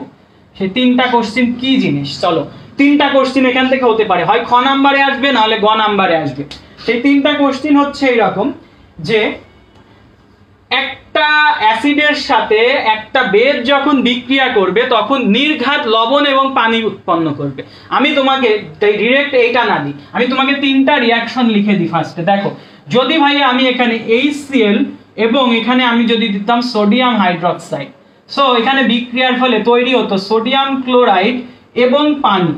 খেয়াল করো ভাইয়া, এই অ্যাসিডটা হচ্ছে শক্তিশালী অ্যাসিড, এই বেসটা হচ্ছে শক্তিশালী অ্যাসিড। সো আমি এই কম্বিনেশনটা দিছি, একটা শক্তিশালী অ্যাসিডের সাথে একটা শক্তিশালী বেজের কম্বিনেশন। এটা গেল আমার first combination, 1 number. 2 number combination আমি তোমাকে শেখাচ্ছি। 2 নাম্বারটা হচ্ছে ভাইয়া এই যে এটা দুর্বল অ্যাসিডের সাথে একটা শক্তিশালী ক্ষার দিব, দুর্বল অ্যাসিড। সো দুর্বল অ্যাসিড হিসেবে আমি তোমাকে দিলাম CH3COOH এবং শক্তিশালী বেস হিসেবে দিলাম সোডিয়াম হাইড্রোক্সাইড। সো এরা বিক্রিয়া করে কি তৈরি করলো? লবণ CH3COONA প্লাস পানি। এন্ড থার্ড যেটা আমি আবারও একটা দুর্বল অ্যাসিড দিব, সেই দুর্বল অ্যাসিডটা হচ্ছে হাইড্রোজেন ফ্লোরাইড এবং শক্তিশালী বেসটা হচ্ছে সোডিয়াম হাইড্রোক্সাইড। ফলে প্রস্তুত করবে ভাইয়া, এখানে প্রস্তুত করবে সোডিয়াম ফ্লোরাইড প্লাস পানি। এই 3টা কম্বিনেশন দিয়ে তোমাকে ঘোড়ায় পেঁচায় বিভিন্ন কোশ্চেন তারা করবে। আমি একবারে তোমাকে দেখাই দিচ্ছি। সো ভাইয়া, প্রথম যে ধাপটা দেখো, প্রথম যে ধাপটা এটা একটা শক্তিশালী অ্যাসিড এবং একটা শক্তিশালী বেস। সো ব্যাখ্যাটা আমরা এভাবে দিব, একটা শক্তিশালী অ্যাসিড এবং একটা শক্তিশালী বেস এরা হচ্ছে দ্রবণে সম্পূর্ণরূপে আয়নিত হয়, দ্রবণে সম্পূর্ণরূপে আয়নিত বা বিশ্লেষিত হয়। সো একটা শক্তিশালী বেস এবং একটা শক্তিশালী অ্যাসিড যখন বিক্রিয়া করে এরা দ্রবণে সম্পূর্ণরূপে আয়নিত বা বিশ্লেষিত হয়, যার ফলে যে কাজটা হয় ভাইয়া দেখো প্রত্যেকটাই আমি কিন্তু 1 মোল করে পানি পাইছি। এই যে 1 মোল করে পানি পাইছো, যেহেতু তুমি 1 মোল পানি উৎপন্ন করছো অ্যাসিড বেজের বিক্রিয়ার মাধ্যমে, এই জন্য এটার নামই আসলে প্রশমন এনথালপি। সো এইটার নামই প্রশমন এনথালপি। খেয়াল করো ভাইয়া, প্রথম যে কন্ডিশনটা এখানে দ্রবণে সম্পূর্ণরূপে এগুলো আয়নিত হয়, সেকেন্ড কন্ডিশন আমি এখানে 1 মোল করে পানি প্রস্তুত করছি। সো দ্রবণে যদি আমি একটা অ্যাসিড এবং বেসকে বিক্রিয়া করাই সব সময় 1 মোল পানি উৎপন্ন হবে, তখনই আমি একে বলতে পারবো প্রশমন এনথালপি। সো যেহেতু ভাইয়া সর্বাবস্থায় 1 মোল পানি উৎপন্ন হচ্ছে, আর 1 মোল পানি উৎপন্ন করতে সবগুলো বিক্রিয়াতেই সেম পরিমাণ তাপ নির্গত হয়। 1 মোল পানি উৎপন্ন করতে সবগুলো বিক্রিয়াতেই সেম পরিমাণ তাপ নির্গত হয়, সেই জন্য একটা শক্তিশালী অ্যাসিড আর একটা শক্তিশালী বেস এদের প্রশমন এনথালপির মান ধ্রুব থাকে। বাট এই জায়গায় আমার তো শক্তিশালী অ্যাসিড নাই, আছে একটা দুর্বল অ্যাসিড, সেই জন্যই প্রশমন এনথালপির মানটা ধ্রুব হয়ে যাবে। সো ভাইয়া প্রথমটার প্রশমন এনথালপির মান হচ্ছে ΔH = -57.34 কিলোজুল পার মোল, এইটা। সো আমাদের যদি কোশ্চেন করে একটা শক্তিশালী অ্যাসিড এবং একটা শক্তিশালী বেসের প্রশমন এনথালপির মান কেন ধ্রুবক হয়, আমি বলবো একটা শক্তিশালী অ্যাসিড এবং একটা শক্তিশালী বেস দ্রবণে সম্পূর্ণরূপে আয়নিত হয় এবং সর্বাবস্থায় 1 মোল পানি উৎপন্ন করে, এবং 1 মোল পানি উৎপন্ন করতে নির্গত তাপের পরিমাণ সমান হয়, এটা ধ্রুবক, প্রশমন এনথালপির মান ধ্রুবক থাকে। এটা চলে গেল। এইবার ভাইয়া আমি যে কম্বিনেশনটা দিছি একটা দুর্বল অ্যাসিডের সাথে, এইটাই আমার কোশ্চেন, দুর্বল অ্যাসিডের সাথে একটা শক্তিশালী বেস দিছি।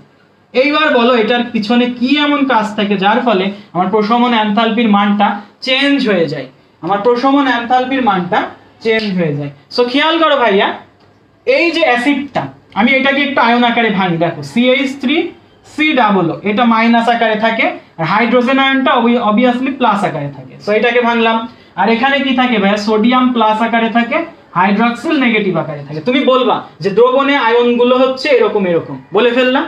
এখন এই যে হাইড্রোজেন আয়ন আর এই যে হাইড্রক্সিল আয়ন, এই দুইজন মিলে তো পানি প্রস্তুত করে ফেললো, এই দুইজন মিলে তো পানি প্রস্তুত করে ফেললো। সো এই দুইজন মিলে যেহেতু পানি প্রস্তুত করে ফেললো, তাহলে এখন প্রশ্ন হচ্ছে ভাইয়া এইটা আমার দুর্বল অ্যাসিড, এই যে দুর্বল অ্যাসিড, এই দুর্বল অ্যাসিড থেকে আমার এই আয়নটা আসছে, দুর্বল অ্যাসিড থেকে আমি যে আয়নটা পাবো সেটা তো দ্রবণে সম্পূর্ণরূপে বিশ্লেষিত হবে না, এটা আংশিকভাবে আয়নিত হবে, আংশিকভাবে। তাহলে আংশিকভাবে বিশ্লেষিত হবে, তাহলে আমি বলতে পারি ভাইয়া এই অংশটা আংশিকভাবে বিশ্লেষিত হয়। আর আমি এটা তো শক্তিশালী বেস, তাহলে এই যে সোডিয়াম, এই সোডিয়ামটা দ্রবণে সম্পূর্ণরূপে বিশ্লেষিত হয়। সো এইটাকে আমি না দিই, আচ্ছা আচ্ছা আংশিকভাবে বিশ্লেষিত হয়, এরা মিলে পানি প্রস্তুত করতেছে। সো খেয়াল করো ভাইয়া, আমি হাইড্রোজেন এবং হাইড্রক্সিল মিলে পানি প্রস্তুত করলাম। সো এই যে হাইড্রোজেনটা ভাইয়া দেখো, হাইড্রোজেনটা আসছে কোথায়, দুর্বল অ্যাসিড থেকে, তাহলে নিশ্চয়ই দুর্বল অ্যাসিডটা সম্পূর্ণরূপে বিশ্লেষিত হবে না। সো দুর্বল অ্যাসিডের হাইড্রোজেনের পরিমাণটা থাকবে কম, বুঝছি। আর এইটা ভাইয়া, এটা তো সম্পূর্ণরূপে যেহেতু বিশ্লেষিত হবে, তাহলে হাইড্রক্সিলের পরিমাণটা থাকবে বেশি। এখন প্রশ্ন হচ্ছে ভাইয়া, আমাকে যদি হাইড্রোজেন তুমি দাও 2 মোল আর হাইড্রক্সিল দাও 5 মোল, আমি কি দেখো আমার হাইড্রোজেন আছে হচ্ছে 2 মোল আর এটা আছে 5 মোল, বলো তো আমি কতটুকু পানি প্রস্তুত করতে পারবো? অবশ্যই যেহেতু এটা 2 মোল আছে, এখান থেকে আমি 2 মোল নিয়ে 2 মোল পানি প্রস্তুত করলাম, ঠিক আছে। বাট এই যে 3 মোল অবশিষ্ট ছিল, এই 3 মোল কিন্তু অবশিষ্ট পড়ে থাকলো, এই 3 মোল অবশিষ্ট পড়ে থাকলো, কারণ এই হাইড্রোজেন আয়নের পরিমাণটা আমার কম, যেহেতু এটা দুর্বল অ্যাসিড থেকে আসছে আর এটা শক্তিশালী বেস থেকে আসছে, এটা বেশি। সো আমাকে যেটা করতে হবে ভাইয়া, হাইড্রোজেনের পরিমাণটা বাড়াইতে হবে। সো হাইড্রোজেনের পরিমাণটা যদি তুমি বাড়াইতে চাও, সো তুমি এখন পরিবেশ থেকে তাপ শোষণ করবা। সো এই অ্যাসিডটা কি করে, এখন এই বিক্রিয়াটা কি করে, পরিবেশ থেকে তাপ শোষণ করে। পরিবেশ থেকে যদি ভাইয়া তাপ সে নিয়ে নেয়, তাপ শোষণ করে, তখন সে হাইড্রোজেনের পরিমাণটা, এই হাইড্রোজেন তখন এই অ্যাসিডটা আরো বেশি পরিমাণে বিশ্লেষিত হবে। তো তখন হাইড্রোজেন আয়নের পরিমাণটা 2 মোল থেকে তখন হয়ে যাবে 5 মোল। তখন আমি দুইজনকে নিয়ে 5 মোল পানি ধরো প্রস্তুত করলাম। সো ভাইয়া আমার হাইড্রোজেনের পরিমাণটা কম ছিল, আমি কি করছি পরিবেশ থেকে তাপ শোষণ করছি, তাপ শোষণ করে এই অ্যাসিডটা বেশি বেশি ভাঙছি, যার ফলে ভাইয়া এই যে পরিবেশ থেকে তাপটা শোষণ করলাম, এই যে পরিবেশ থেকে তাপটা শোষণ করলাম এর কারণেই এই যে এই এনথালপির মানটা চেঞ্জ হয়ে গেল। আশা করি আমরা বুঝতে পারছি। সো এইটা ডেল এইচ এর মানটা হয় -55.2 কিলোজুল পার মোল। আমরা আশা করি এইটা বুঝতে পারছি। ওকে, এইটা বুঝে ফেলছি। সো এটা কেন এরকম হলো, যে এটা একটা দুর্বল অ্যাসিড, এটা একটা শক্তিশালী বেস। এট লাস্ট আমি সামারি করে দিই। সো এটা একটা দুর্বল অ্যাসিড, এটা একটা শক্তিশালী বেস। দুর্বল অ্যাসিড থেকে হাইড্রোজেন আয়নটা আমি কম পাবো, হাইড্রক্সিল আয়নটা বেশি পাবো। সো হাইড্রোজেন আয়ন যেহেতু কম, আমার লাগবে হাইড্রোজেন আয়ন বেশি। সো আমি বেশি নেওয়ার জন্য পরিবেশ থেকে তাপ শোষণ করব। পরিবেশ থেকে তাপ যদি শোষণ করি তাহলে এই দুর্বল অ্যাসিডটা বেশি পরিমাণে ভাঙবে, বেশি পরিমাণে ভাঙলে আমি পানি পাবো, সেম ইকুয়াল পানি পেলাম। তো বেশি পরিমাণে ভাঙার জন্য আমি এই যে পরিবেশ থেকে তাপটা শোষণ করলাম, এইটার কারণেই আমার এই যে এনথালপির মানটা চেঞ্জ হয়ে গেল। সো এইটা গেল আমার 2 নাম্বার যে বিষয়টা। আর 3 নাম্বার রিঅ্যাকশনটা আমি আরেকবার লিখে দিচ্ছি। সো আরেকবার লিখে দিই। 3 নাম্বার রিঅ্যাকশনটা আমার এমন ছিল যে hydrogen fluoride plus sodium hydroxide এরা মিলে সোডিয়াম ফ্লোরাইড প্লাস পানি প্রস্তুত করলো। প্রশ্ন হচ্ছে ভাইয়া এটাও একটা দুর্বল অ্যাসিড, এটাও একটা শক্তিশালী বেস, সো এদেরও কেন চেঞ্জ হলো? এদের ডেল এইচটা তাহলে তো এটা হওয়ার কথা, ডেল এইচ ইকুয়াল টু -55.2। একটু আগে যেই ব্যাখ্যা দিলেন এটাও সেম হওয়ার কথা, কিন্তু এটা কেন হলো না? এইটা ডেল এইচ এর মানটা তুমি আশ্চর্য হবা, এটা ডেল এইচ এর মানটা বেড়ে যে এরকম হয় -68.3 সামথিং এরকম কিলোজুল পার মোল, 3 না 6, -68.6 কিলোজুল পার মোল। তাহলে একটা বিক্রিয়ায় ছিল -57 আর একটা বিক্রিয়া হয়ে গেছে -55 আর একটা হয়ে গেছে -68। কিন্তু কেন এই ভিন্নতার কারণ? তো এই ভিন্নতার কারণ হচ্ছে এই বিক্রিয়াটা একটু স্পেশালি মনে রাখতে হবে ভাই, এটাও একটা দুর্বল অ্যাসিড, এটা একটা শক্তিশালী বেস, তাহলে এটা হওয়ার কথা ছিল এইটা, বাট এটা না হয়ে নিচেরটা হয়েছে। সো এটাকে আমরা চলো ভাঙি, হাইড্রোজেন আয়ন ফ্লোরাইড আয়ন, এখানে সোডিয়াম আয়ন, এখানে হাইড্রক্সিল আয়ন, ভেঙে ফেলি। এন্ড ভাঙার পরে আমরা যেটা দেখলাম ভাইয়া, এখানে হাইড্রোজেন এবং হাইড্রক্সিল এই দুইটা মিলে কি প্রস্তুত করবে? পানি প্রস্তুত করবে। কি প্রস্তুত করবে? পানি প্রস্তুত করবে। এই যে পানি প্রস্তুত করবে এবং এই যে ফ্লোরিন আয়ন আছে, এই ফ্লোরাইড আয়নটা এখানে থেকে গেছে। এই যে ফ্লোরাইড আয়ন আমরা সবাই জানি যে পানির সাথে এই ফ্লোরাইড আয়ন একটা উচ্চ তড়িৎ ঋণাত্মক মৌল। ফ্লোরাইড আয়নটা কেমন? উচ্চ তড়িৎ ঋণাত্মক মৌল। সো উচ্চ তড়িৎ ঋণাত্মক মৌলগুলো কি হয়? উচ্চ তড়িৎ ঋণাত্মক মৌল আমরা সবাই জানি ফ্লোরিনের তড়িৎ ঋণাত্মকতা হচ্ছে 4। সো উচ্চ তড়িৎ ঋণাত্মক মৌলগুলো পানির সাথে এক ধরনের বন্ধন ক্রিয়েট করে, আমরা কি সেটা জানি? সেই বন্ধনের নাম হচ্ছে হাইড্রোজেন বন্ধন। হাইড্রোজেন বন্ধন। সো যেহেতু ভাইয়া এই যে উচ্চ তড়িৎ ঋণাত্মক মৌল ফ্লোরিন পানির সাথে একটা বন্ধন তৈরি করছে, সেটা হচ্ছে হাইড্রোজেন বন্ধন, যার ফলে আমার এই যে প্রশমন এনথালপির মানটা কমে গেছে। কোনো এক জায়গায় বন্ধন তৈরি হয়েছে মানে কি? সেখানে কিছু পরিমাণ তাপ নির্গত হবে, কিছু পরিমাণ তাপ নাই শোষিত হবে। সো আমি বলতে পারি এই জন্য আমার প্রশমন এনথালপির মানটা কমে গেছে। সো এইটা একটা রিজন গেল। প্রথম রিজন হচ্ছে হাইড্রোজেন বন্ধন। আরেকটা রিজন বলতে পারো ভাইয়া, এখানে ফ্লোরিনের আকারটা খুবই ছোট। ফ্লোরিনের আকার ছোট হওয়ার কারণে এই অল্প জায়গার মধ্যে অত্যাধিক ইলেকট্রন ঘোরাফেরা করছে। সো ফ্লোরিনের আকার যেহেতু ছোট, এর ইলেকট্রন ডেনসিটি বেশি। সো ফ্লোরিনের আকার ছোট, এর ইলেকট্রন ডেনসিটি বেশি, এই কারণে আমার প্রশমন এনথালপির মানটা এরকম চেঞ্জ হচ্ছে। আর একটা কারণ হাইড্রোজেন বন্ড ক্রিয়েট করছে। সো একটা কোশ্চিন আমি তোমাকে 3টা কোশ্চিন পড়াই দিছি, যাতে তোমার যেখান থেকে কোশ্চিন আসুক তুমি আর ধরা না খাও। সো আমি একটা মেজর টপিক শেষ করলাম। এটা হচ্ছে আরেকটা টপিক আমি এখানে লিখে ফেলি, এটা হচ্ছে প্রশমন এনথালপির বিস্তারিত। আমি তোমাকে দেখাই দিলাম। এই কোশ্চিনটা ছিল হচ্ছে, আমি তোমাকে একটু মেনশন করে দিই, চট্টগ্রাম বোর্ড 19 সালের, এবং এটা যশোর বোর্ডের খুব একটা পছন্দের কোশ্চিন, প্রায় আসতে দেখা যায়। সো আমরা এইগুলো আশা করি আর ধরা খাবো না। সো আমরা আশা করি বুঝতে পারছি। ওকে, সো একটু কমেন্ট করো আমরা বুঝতে পারছি কিনা এতটুকু।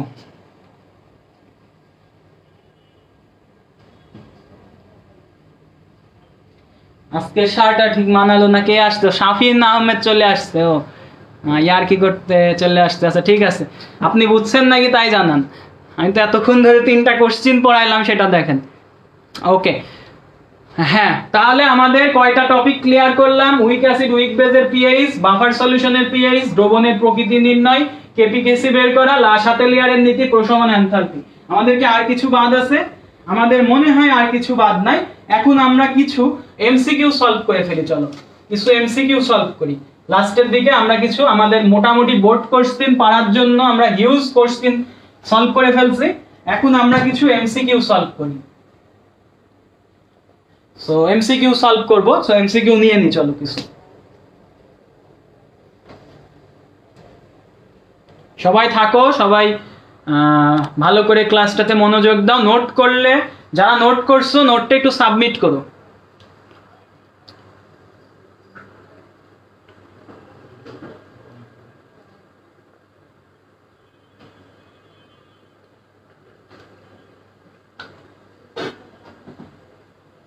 সো ভাইয়া এরকম একটা কোশ্চিন আমাদেরকে, তোমরা যখন টেস্ট পেপারটা খুলবা দেখবা এরকম একটা কোশ্চিন বারবার আসে। চলো আমরা এটা একটু দেখে নিই, একটু বের করে নিই দাঁড়াও কোশ্চিনটা।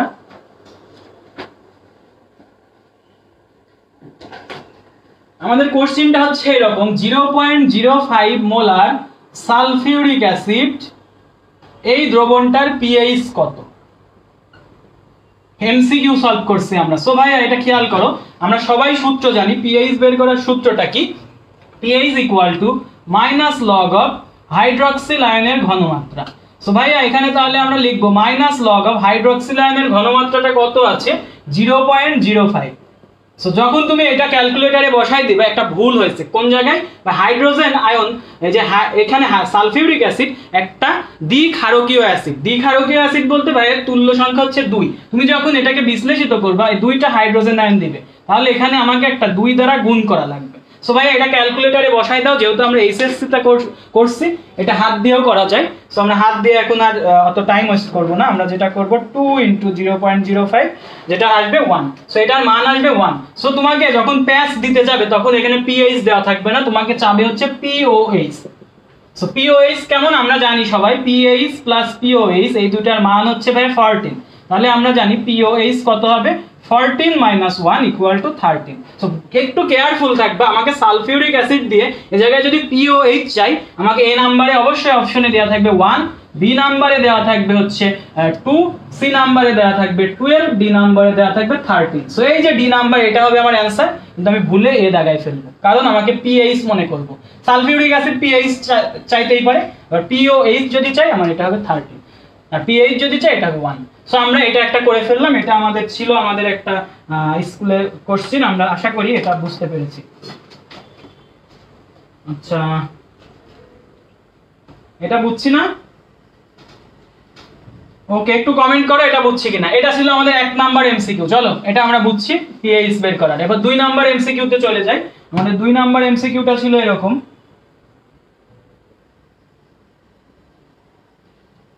আমি একটু বোর্ড কোশ্চেন নিয়ে নিই।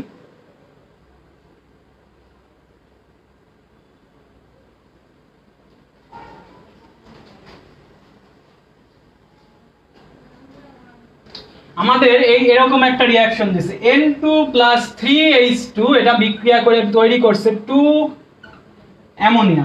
সো প্রস্তুত করছে, বলছে এর সাম্য ধ্রুবক যদি K1 হয়, এর সাম্য ধ্রুবক বলছে সাম্য ধ্রুবক যদি K1 হয় তবে বলছে এই বিক্রিয়াটাকে একটু চেঞ্জ করে দিছে। বিক্রিয়াটা বলছে half of nitrogen plus 3/2 hydrogen, এরা বিক্রিয়া এখান থেকে অ্যামোনিয়া। এই বিক্রিয়ার সাম্য ধ্রুবক কত? এ বিক্রিয়ার বা সমীকরণটির সাম্য ধ্রুবক কত? সো ভাইয়া এইটা একটু চলো আমরা বের করতে পারি কিনা দেখি। এই যে বিক্রিয়া এটার সাম্য ধ্রুবকের মান কত? তো ফার্স্ট অফ অল আমার যে বিক্রিয়াটা দেওয়া আছে এটাকে আমি বক্স করলাম।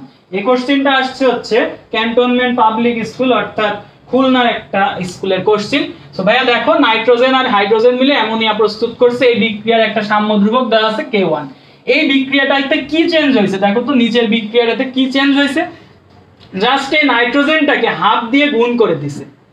এই হাইড্রোজেনটাকে হাফ দিয়ে গুণ করে দিছে, এই অ্যামোনিয়াটাকে হাফ দিয়ে গুণ করে দিছে। আমি যখন কোনো একটা বিক্রিয়ায় সাম্য ধ্রুবকটাকে বা কোনো একটা বিক্রিয়াকে হাফ দিয়ে গুণ করে দিই, তখন সাম্য ধ্রুবকটা কিভাবে চেঞ্জ হয় একটু খেয়াল করো।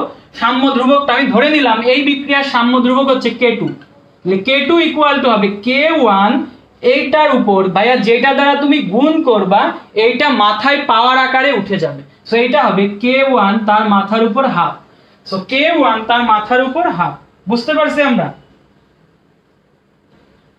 ওকে, সো K1 তার মাথার উপর হাফ, আমরা আশা করি বুঝছি।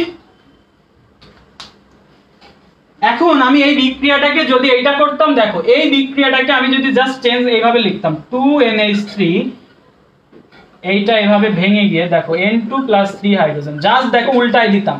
যদি ভাই আমি জাস্ট বিক্রিয়াটাকে উল্টাই দিই, দেখো উৎপাদটাকে বিক্রিয়কের জায়গায় রাখছি আর বিক্রিয়কটাকে উৎপাদের জায়গায় রাখছি, তখন এটার এটা ছিল K1, এই বিক্রিয়ার সাম্য ধ্রুবক K1, তখন এটার বিক্রিয়ার সাম্য ধ্রুবকটা কি হতো? K2 ইকুয়াল টু কি হতো? K2 ইকুয়াল টু হতো ভাইয়া এটা ছিল কি K1, তাহলে এইটা কি করছেন আপনি বিক্রিয়াটাকে ধরে উল্টাই ফেলছেন, উৎপাদকে বিক্রিয়কে দিবেন, বিক্রিয়ককে উৎপাদে দিবেন, তাহলে হবে কি উল্টাই যাবে, তাহলে এটা হয়ে যাবে 1/K1, এটা হয়ে গেল 1/K1, বুঝতে পারছি? এখন আমি যদি এই 1/K1 কে আমি যদি 1/K1 কে যেটা করি, আমি যদি এখন বিক্রিয়াটাকে এমন লিখি যে এটা ammonia half of nitrogen plus 3/2 of hydrogen. ভাইয়া এই বিক্রিয়ার সাথে খেয়াল করো, প্রথম কথা দেখো বিক্রিয়ার উৎপাদ ছিল এইদিকে, আমি এই উৎপাদটাকে লিখছি এই বিক্রিয়কের জায়গায়, বিক্রিয়কের জায়গায় আমি উৎপাদ লিখছি, মানে বিক্রিয়াটাকে উল্টাইছি, তাহলে এই বিক্রিয়ার K2 হবে 1/K1, মানে উল্টালাম ফার্স্টে। এইবার যেটা করছি ভাইয়া দেখো এই বিক্রিয়ায় অ্যামোনিয়ার আগে একটা 2 ছিল, এখানে কোনো 2 নাই, মানে আমি এই বিক্রিয়াকে উভয় পক্ষকে হাফ দ্বারা গুণ করছি। সো হাফ দ্বারা গুণ করা মানে কি, কোনো কিছুকে গুণ করলে এটা পাওয়ার আকারে চলে যাবে, তাহলে এটা হবে হাফ। আমি তোমাকে 3টা কন্ডিশন দেখাইলাম, এটা আমার 1 নম্বর কন্ডিশন, এটা আমার 2 নম্বর কন্ডিশন, এটা আমার 3 নম্বর কন্ডিশন। যেভাবেই দিই আমার আশা করি আর কোনো প্রবলেম হবে না। আমি যদি জাস্ট এটাকে উল্টাই দিই, উল্টাই দিলে 1/, হয়ে যাবে। আমি যদি কোনো কিছু গুণ করি তাহলে সেটা কি হবে, ওই গুণফল যেটা দ্বারা গুণ করব ওটা পাওয়ারে চলে যাবে, আর যদি আমি উল্টাই তাহলে উল্টাই দিব, গুণ করলে গুণফলটা পাওয়ারে তুলে দিব।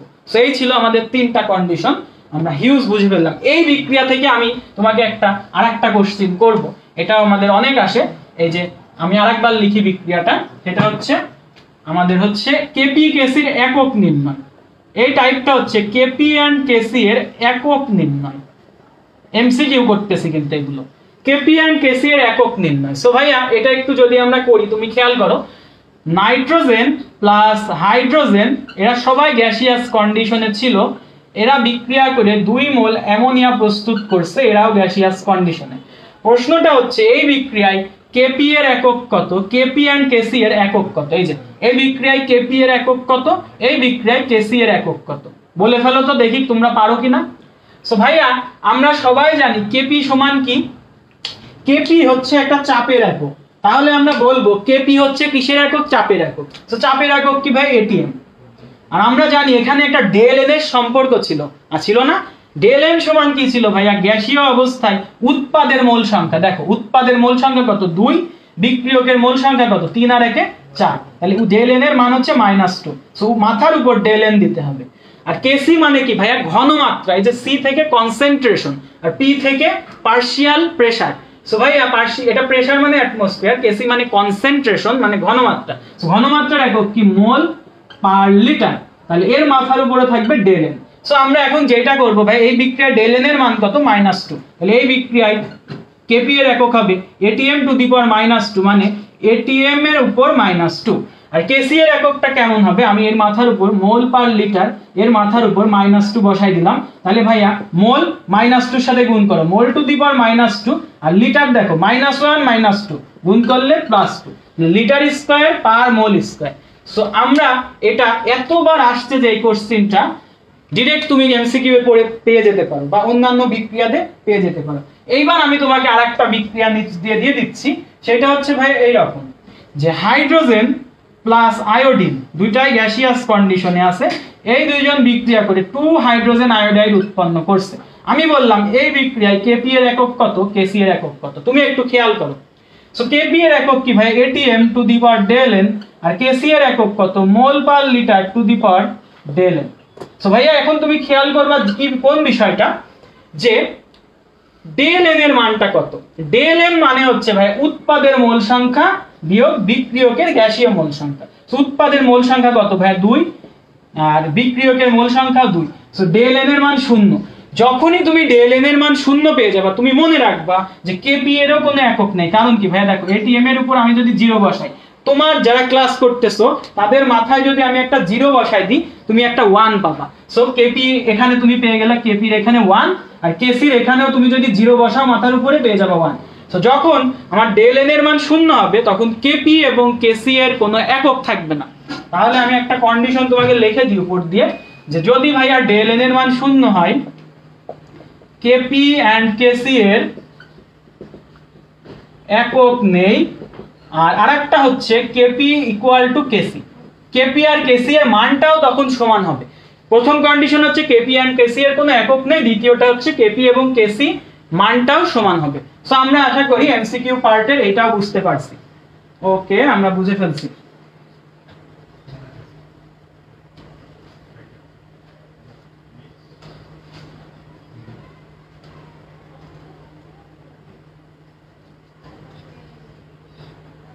সো আমাদের আরেকটা কোশ্চেন আসে, সেটা হচ্ছে এই কোশ্চেন, তাহলে আমরা এটা কেপি কেসির একক নির্ণয়ের যে টাইপটা এমসিকিউ এর, সেটা বুঝতে পারছি।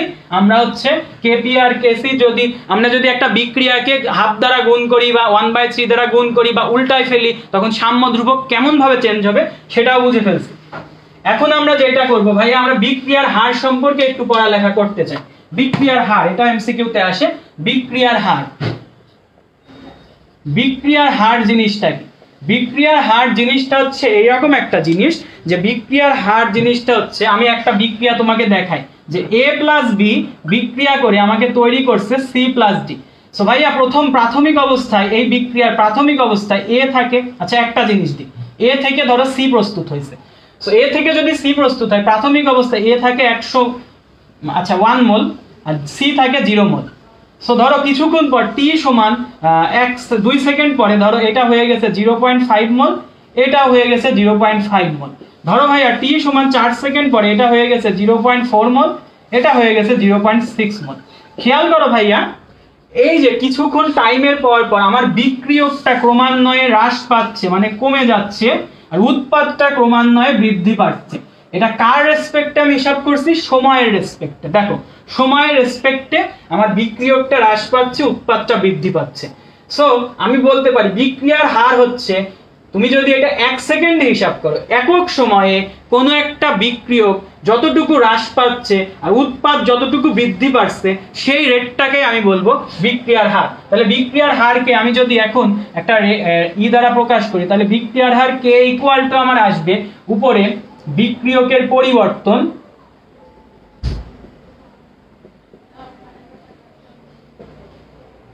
পরিবর্তন মানে কি? ঘনমাত্রার পরিবর্তন। এখানে লেখো ঘনমাত্রার পরিবর্তন, আর নিচে হচ্ছে সময়ের পরিবর্তন, বা জাস্ট সময়, অনেক সময় সময়ের পরিবর্তন থাকবে বা সময় থাকবে। সো ভাইয়া খেয়াল করো, তাহলে আমি এটাকে যদি একটু এইভাবে লিখতে পারি যে এটা আমার আসবে ডি। আমরা যখন ডিফারেন্সিয়েশন করছি তখন দেখছি এটাকে আমরা এইভাবে প্রকাশ করতে পারি। দেখো বিক্রিয়ক আমাদের এখানে কে ছিল? এ ছিল না? এই যে এ থেকে আমরা সি প্রস্তুত করছিলাম, তাহলে d of A by d of t, বুঝছো? তবে এখানে একটা মাইনাস হবে। কেন ভাইয়া মাইনাস হবে? কারণ হচ্ছে এই যে বিক্রিয়কটা হ্রাস পাচ্ছে, সো বিক্রিয়কটা হ্রাস পাচ্ছে, এটা হবে মাইনাস। আর এইটাকেই যদি ভাইয়া আমি একটু পরে যদি আমি যে এইভাবে দেখাই যে বিক্রিয়ক হ্রাস পাচ্ছিল, আর আমি যদি এটা উৎপাদ দিয়ে দেখাই যে এ থেকে সি প্রস্তুত হয়েছে, যদি উৎপাদ দিয়ে দেখাই তাহলে কি হবে? যে d of C by d of t, এইখানে কিন্তু প্লাস হবে, এইখানে কিন্তু প্লাস হবে, কারণ আমার উৎপাদটা কমে যাচ্ছে, তাই আমি এটা মাইনাস চিহ্ন দ্বারা বোঝাইছি। উৎপাদ যখন নিব, উৎপাদের ঘনমাত্রা বাই টাইমের রেসপেক্টে, সময়ের পরিবর্তন, মাইনাস নিয়েছি। আর যখন আমার উৎপাদটা বেড়ে যাচ্ছে তখন আমি কিন্তু প্লাস দিব। সো এখানে বিক্রিয়কের ঘনমাত্রার পরিবর্তন হতে পারে বা উৎপাদের ঘনমাত্রার পরিবর্তন হতে পারে। এই সংজ্ঞাটা একটু ঠিক করে নাও। বিক্রিয়ার হার ইকুয়াল টু উৎপাদ অথবা বিক্রিয়কের ঘনমাত্রার পরিবর্তন বাই সময়ের পরিবর্তন। এখান থেকে যে জিনিসটা আসে ভাইয়া, সেই জিনিসটা হচ্ছে একক কি। আমাকে কোশ্চেন হাজারবার আসছে যে বিক্রিয়ার হার অথবা বেগ ধ্রুবক, এই যে জিনিসটার একক কি, এর একক কি। সো ভাইয়া দেখো আমি উপরে ঘনমাত্রা নিয়ে ডিল করছি, আমার উপরের অংশে কি ঘনমাত্রা। সো ঘনমাত্রার একক কি ভাইয়া মোল পার লিটার, আর নিচের অংশে আমি সেকেন্ড সময় নিয়ে ডিল করছি, সময়ের একদম এককটা কি আমি সেকেন্ড, তাহলে এর এককটা হচ্ছে মোল পার লিটার, সেকেন্ডটাকে উপরে তুলে দিলে পার সেকেন্ড। সো বিক্রিয়ার হার বা বেগ ধ্রুবকের একক হচ্ছে mole per litre per second. আমরা আশা করি বুঝতে পেরেছি। ওকে, বিক্রিয়ার হার বা ঘনমাত্রা, বিক্রিয়ার হার বা বেগ ধ্রুবকের একক হচ্ছে mole per litre per second. So এই তো, আরো কিছু ছিল আমাদের এমসিকিউ, দুই একটা আরো দেখাই দিই।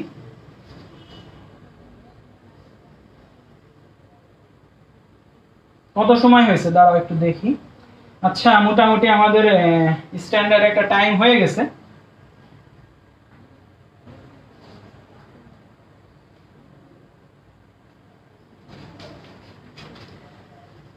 ওকে, সো এই কোশ্চেন গুলো কি তোমরা পারো? যে যে আমাদের অক্সো অ্যাসিড গুলোর তীব্রতা আমাকে একটা কোশ্চেন দিয়েছে, দেখো 23 নম্বর আমাদের এটা আসছে হচ্ছে ঢাকা কলেজ, ঢাকায়। ঢাকা কলেজের কেউ আছো কিনা দেখো, এখানে একটা কোশ্চেন আসছে আমাদের, নিচের কোন অ্যাসিডের তীব্রতা সবচেয়ে কম, নিচের কোন অ্যাসিডের তীব্রতা সবচেয়ে কম। অ্যাসিডের তীব্রতা বা বেজ নিয়ে কোশ্চেন আসে, তীব্রতা সবচেয়ে কম। সো আমাকে কিছু অপশন দিছে, দেখি তোমাদেরকে একটু টেস্ট নিয়ে নি, দেখি তোমরা বলতে পারো কিনা। প্রথমটা হচ্ছে HClO3 ভাইয়া, দ্বিতীয়টা হচ্ছে HClO4, তৃতীয়টা হচ্ছে HClO, ডি নাম্বার হচ্ছে HClO2। সো ভাইয়া এইগুলো দেখে তুমি নিশ্চয়ই বুঝতে পারছো এটা ঢাকা কলেজের একটা কোশ্চেন। সো আমরা দেখি এই কোশ্চেনটা সলভ করতে পারি কিনা, এই কোশ্চেনটা আমরা দেখি সলভ করতে পারি কিনা। সো এই কোশ্চেনটা যদি আমরা দেখি, এটা একটা, প্রথম কথা ভাইয়া এই অ্যাসিডটা তোমাকে চিনতে হবে। অ্যাসিড দেখে তুমি প্রত্যেকটা অ্যাসিডে দেখতে পাচ্ছ oxygen oxygen oxygen oxygen, so এটা একটা অক্সো অ্যাসিড। এখন অক্সো অ্যাসিডের সক্রিয়তা আমি কিভাবে বের করি? অক্সো অ্যাসিডের সক্রিয়তা আমি এইভাবে বের করি যে অক্সো অ্যাসিডগুলোর মধ্যে প্রত্যেকটা জারণ মান তোমাকে বের করতে হবে। জারণ মানটা যার বেশি হবে, যে অ্যাসিডের মানে অ্যাসিডের কেন্দ্রীয় মৌল আছে, দেখো এখানে কেন্দ্রীয় মৌলকে ক্লোরিন, এখানে ক্লোরিন, এখানে ক্লোরিন, এখানে ক্লোরিন, যে কেন্দ্রীয় মৌলটা আছে তার জারণ মান তুমি বের করবে। এই জারণ মান যার বেশি হবে সে তত তীব্র অ্যাসিড হবে, সে তত তীব্র অ্যাসিড হবে। সো ভাইয়া এই যে এটা জারণ মান আমরা সবাই বের করতে পারি, যদি না বের করতে পারো এটাও একটু দেখাই দিই। HClO4 এটা জারণ মান বের করার জন্য ভাই কেন্দ্রীয় মৌলটাকে আমি X ধরবো, আর হাইড্রোজেনের জারণ মান হচ্ছে +1, আর অক্সিজেনের হচ্ছে -2, আছে কয়টা? 4টা। সো ভাইয়া 0, তাহলে এখান থেকে তুমি X এর মান হিসাব করলে পাবা হচ্ছে +7। সো এই যে HClO4 এ তুমি ক্লোরিনের জারণ মান পাচ্ছ +7। এবার ভাইয়া তুমি HClO3 বের করো, HClO3 তে তুমি দেখবা এটা জারণ মান পাবা +5, তারপর HClO তে বের করবা, দেখবা এটা জারণ মান তুমি পাবা +1, আর একটা হচ্ছে HClO2 এটা জারণ মান পাবা +3। এখন কোশ্চেন হচ্ছে যার জারণ মান বেশি সে তত বেশি তীব্র অ্যাসিড। আমাকে প্রশ্ন করছে যে নিচের কোন অ্যাসিডের তীব্রতা সবচেয়ে কম, তাহলে কার সবথেকে কম দেখো তো জারণ মানটা, এই যে HClO এটা হচ্ছে +1, তাহলে আমার তীব্রতা সবচেয়ে কম এইটা। আশা করি আমরা এটা বুঝে ফেলছি, আমরা এটা বুঝতে পারছি। এটা হচ্ছে অক্সো অ্যাসিডের তীব্রতা বের করার প্রথম শর্ত, যে জারণ মান যার বেশি হবে সেটা তত তীব্র অ্যাসিড হবে, জারণ মান যার কম হবে সেটা তত দুর্বল অ্যাসিড হবে। সো আজকের ক্লাসটা কেমন লাগছে তোমরা একটু লাস্টে জানাই দাও। আজকের ক্লাসটা মূলত এই পর্যন্তই আমরা রাখলাম। রাসায়নিক পরিবর্তনে তোমাকে আমি 1 2 3 4 5 6টা টাইপ সৃজনশীলের জন্য দেখাইছি, আর মনে হয় আরো 5-6টা টাইপ আমি এমসিকিউ এর জন্য দেখাইছি।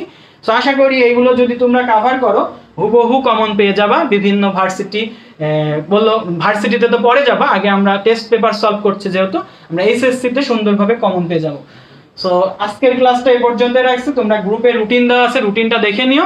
আগামী ক্লাসের জন্য সবাইকে স্বাগতম জানিয়ে আজকে আমরা এখানেই শেষ করতেছি। Best of luck, best wishes, আসসালামু আলাইকুম।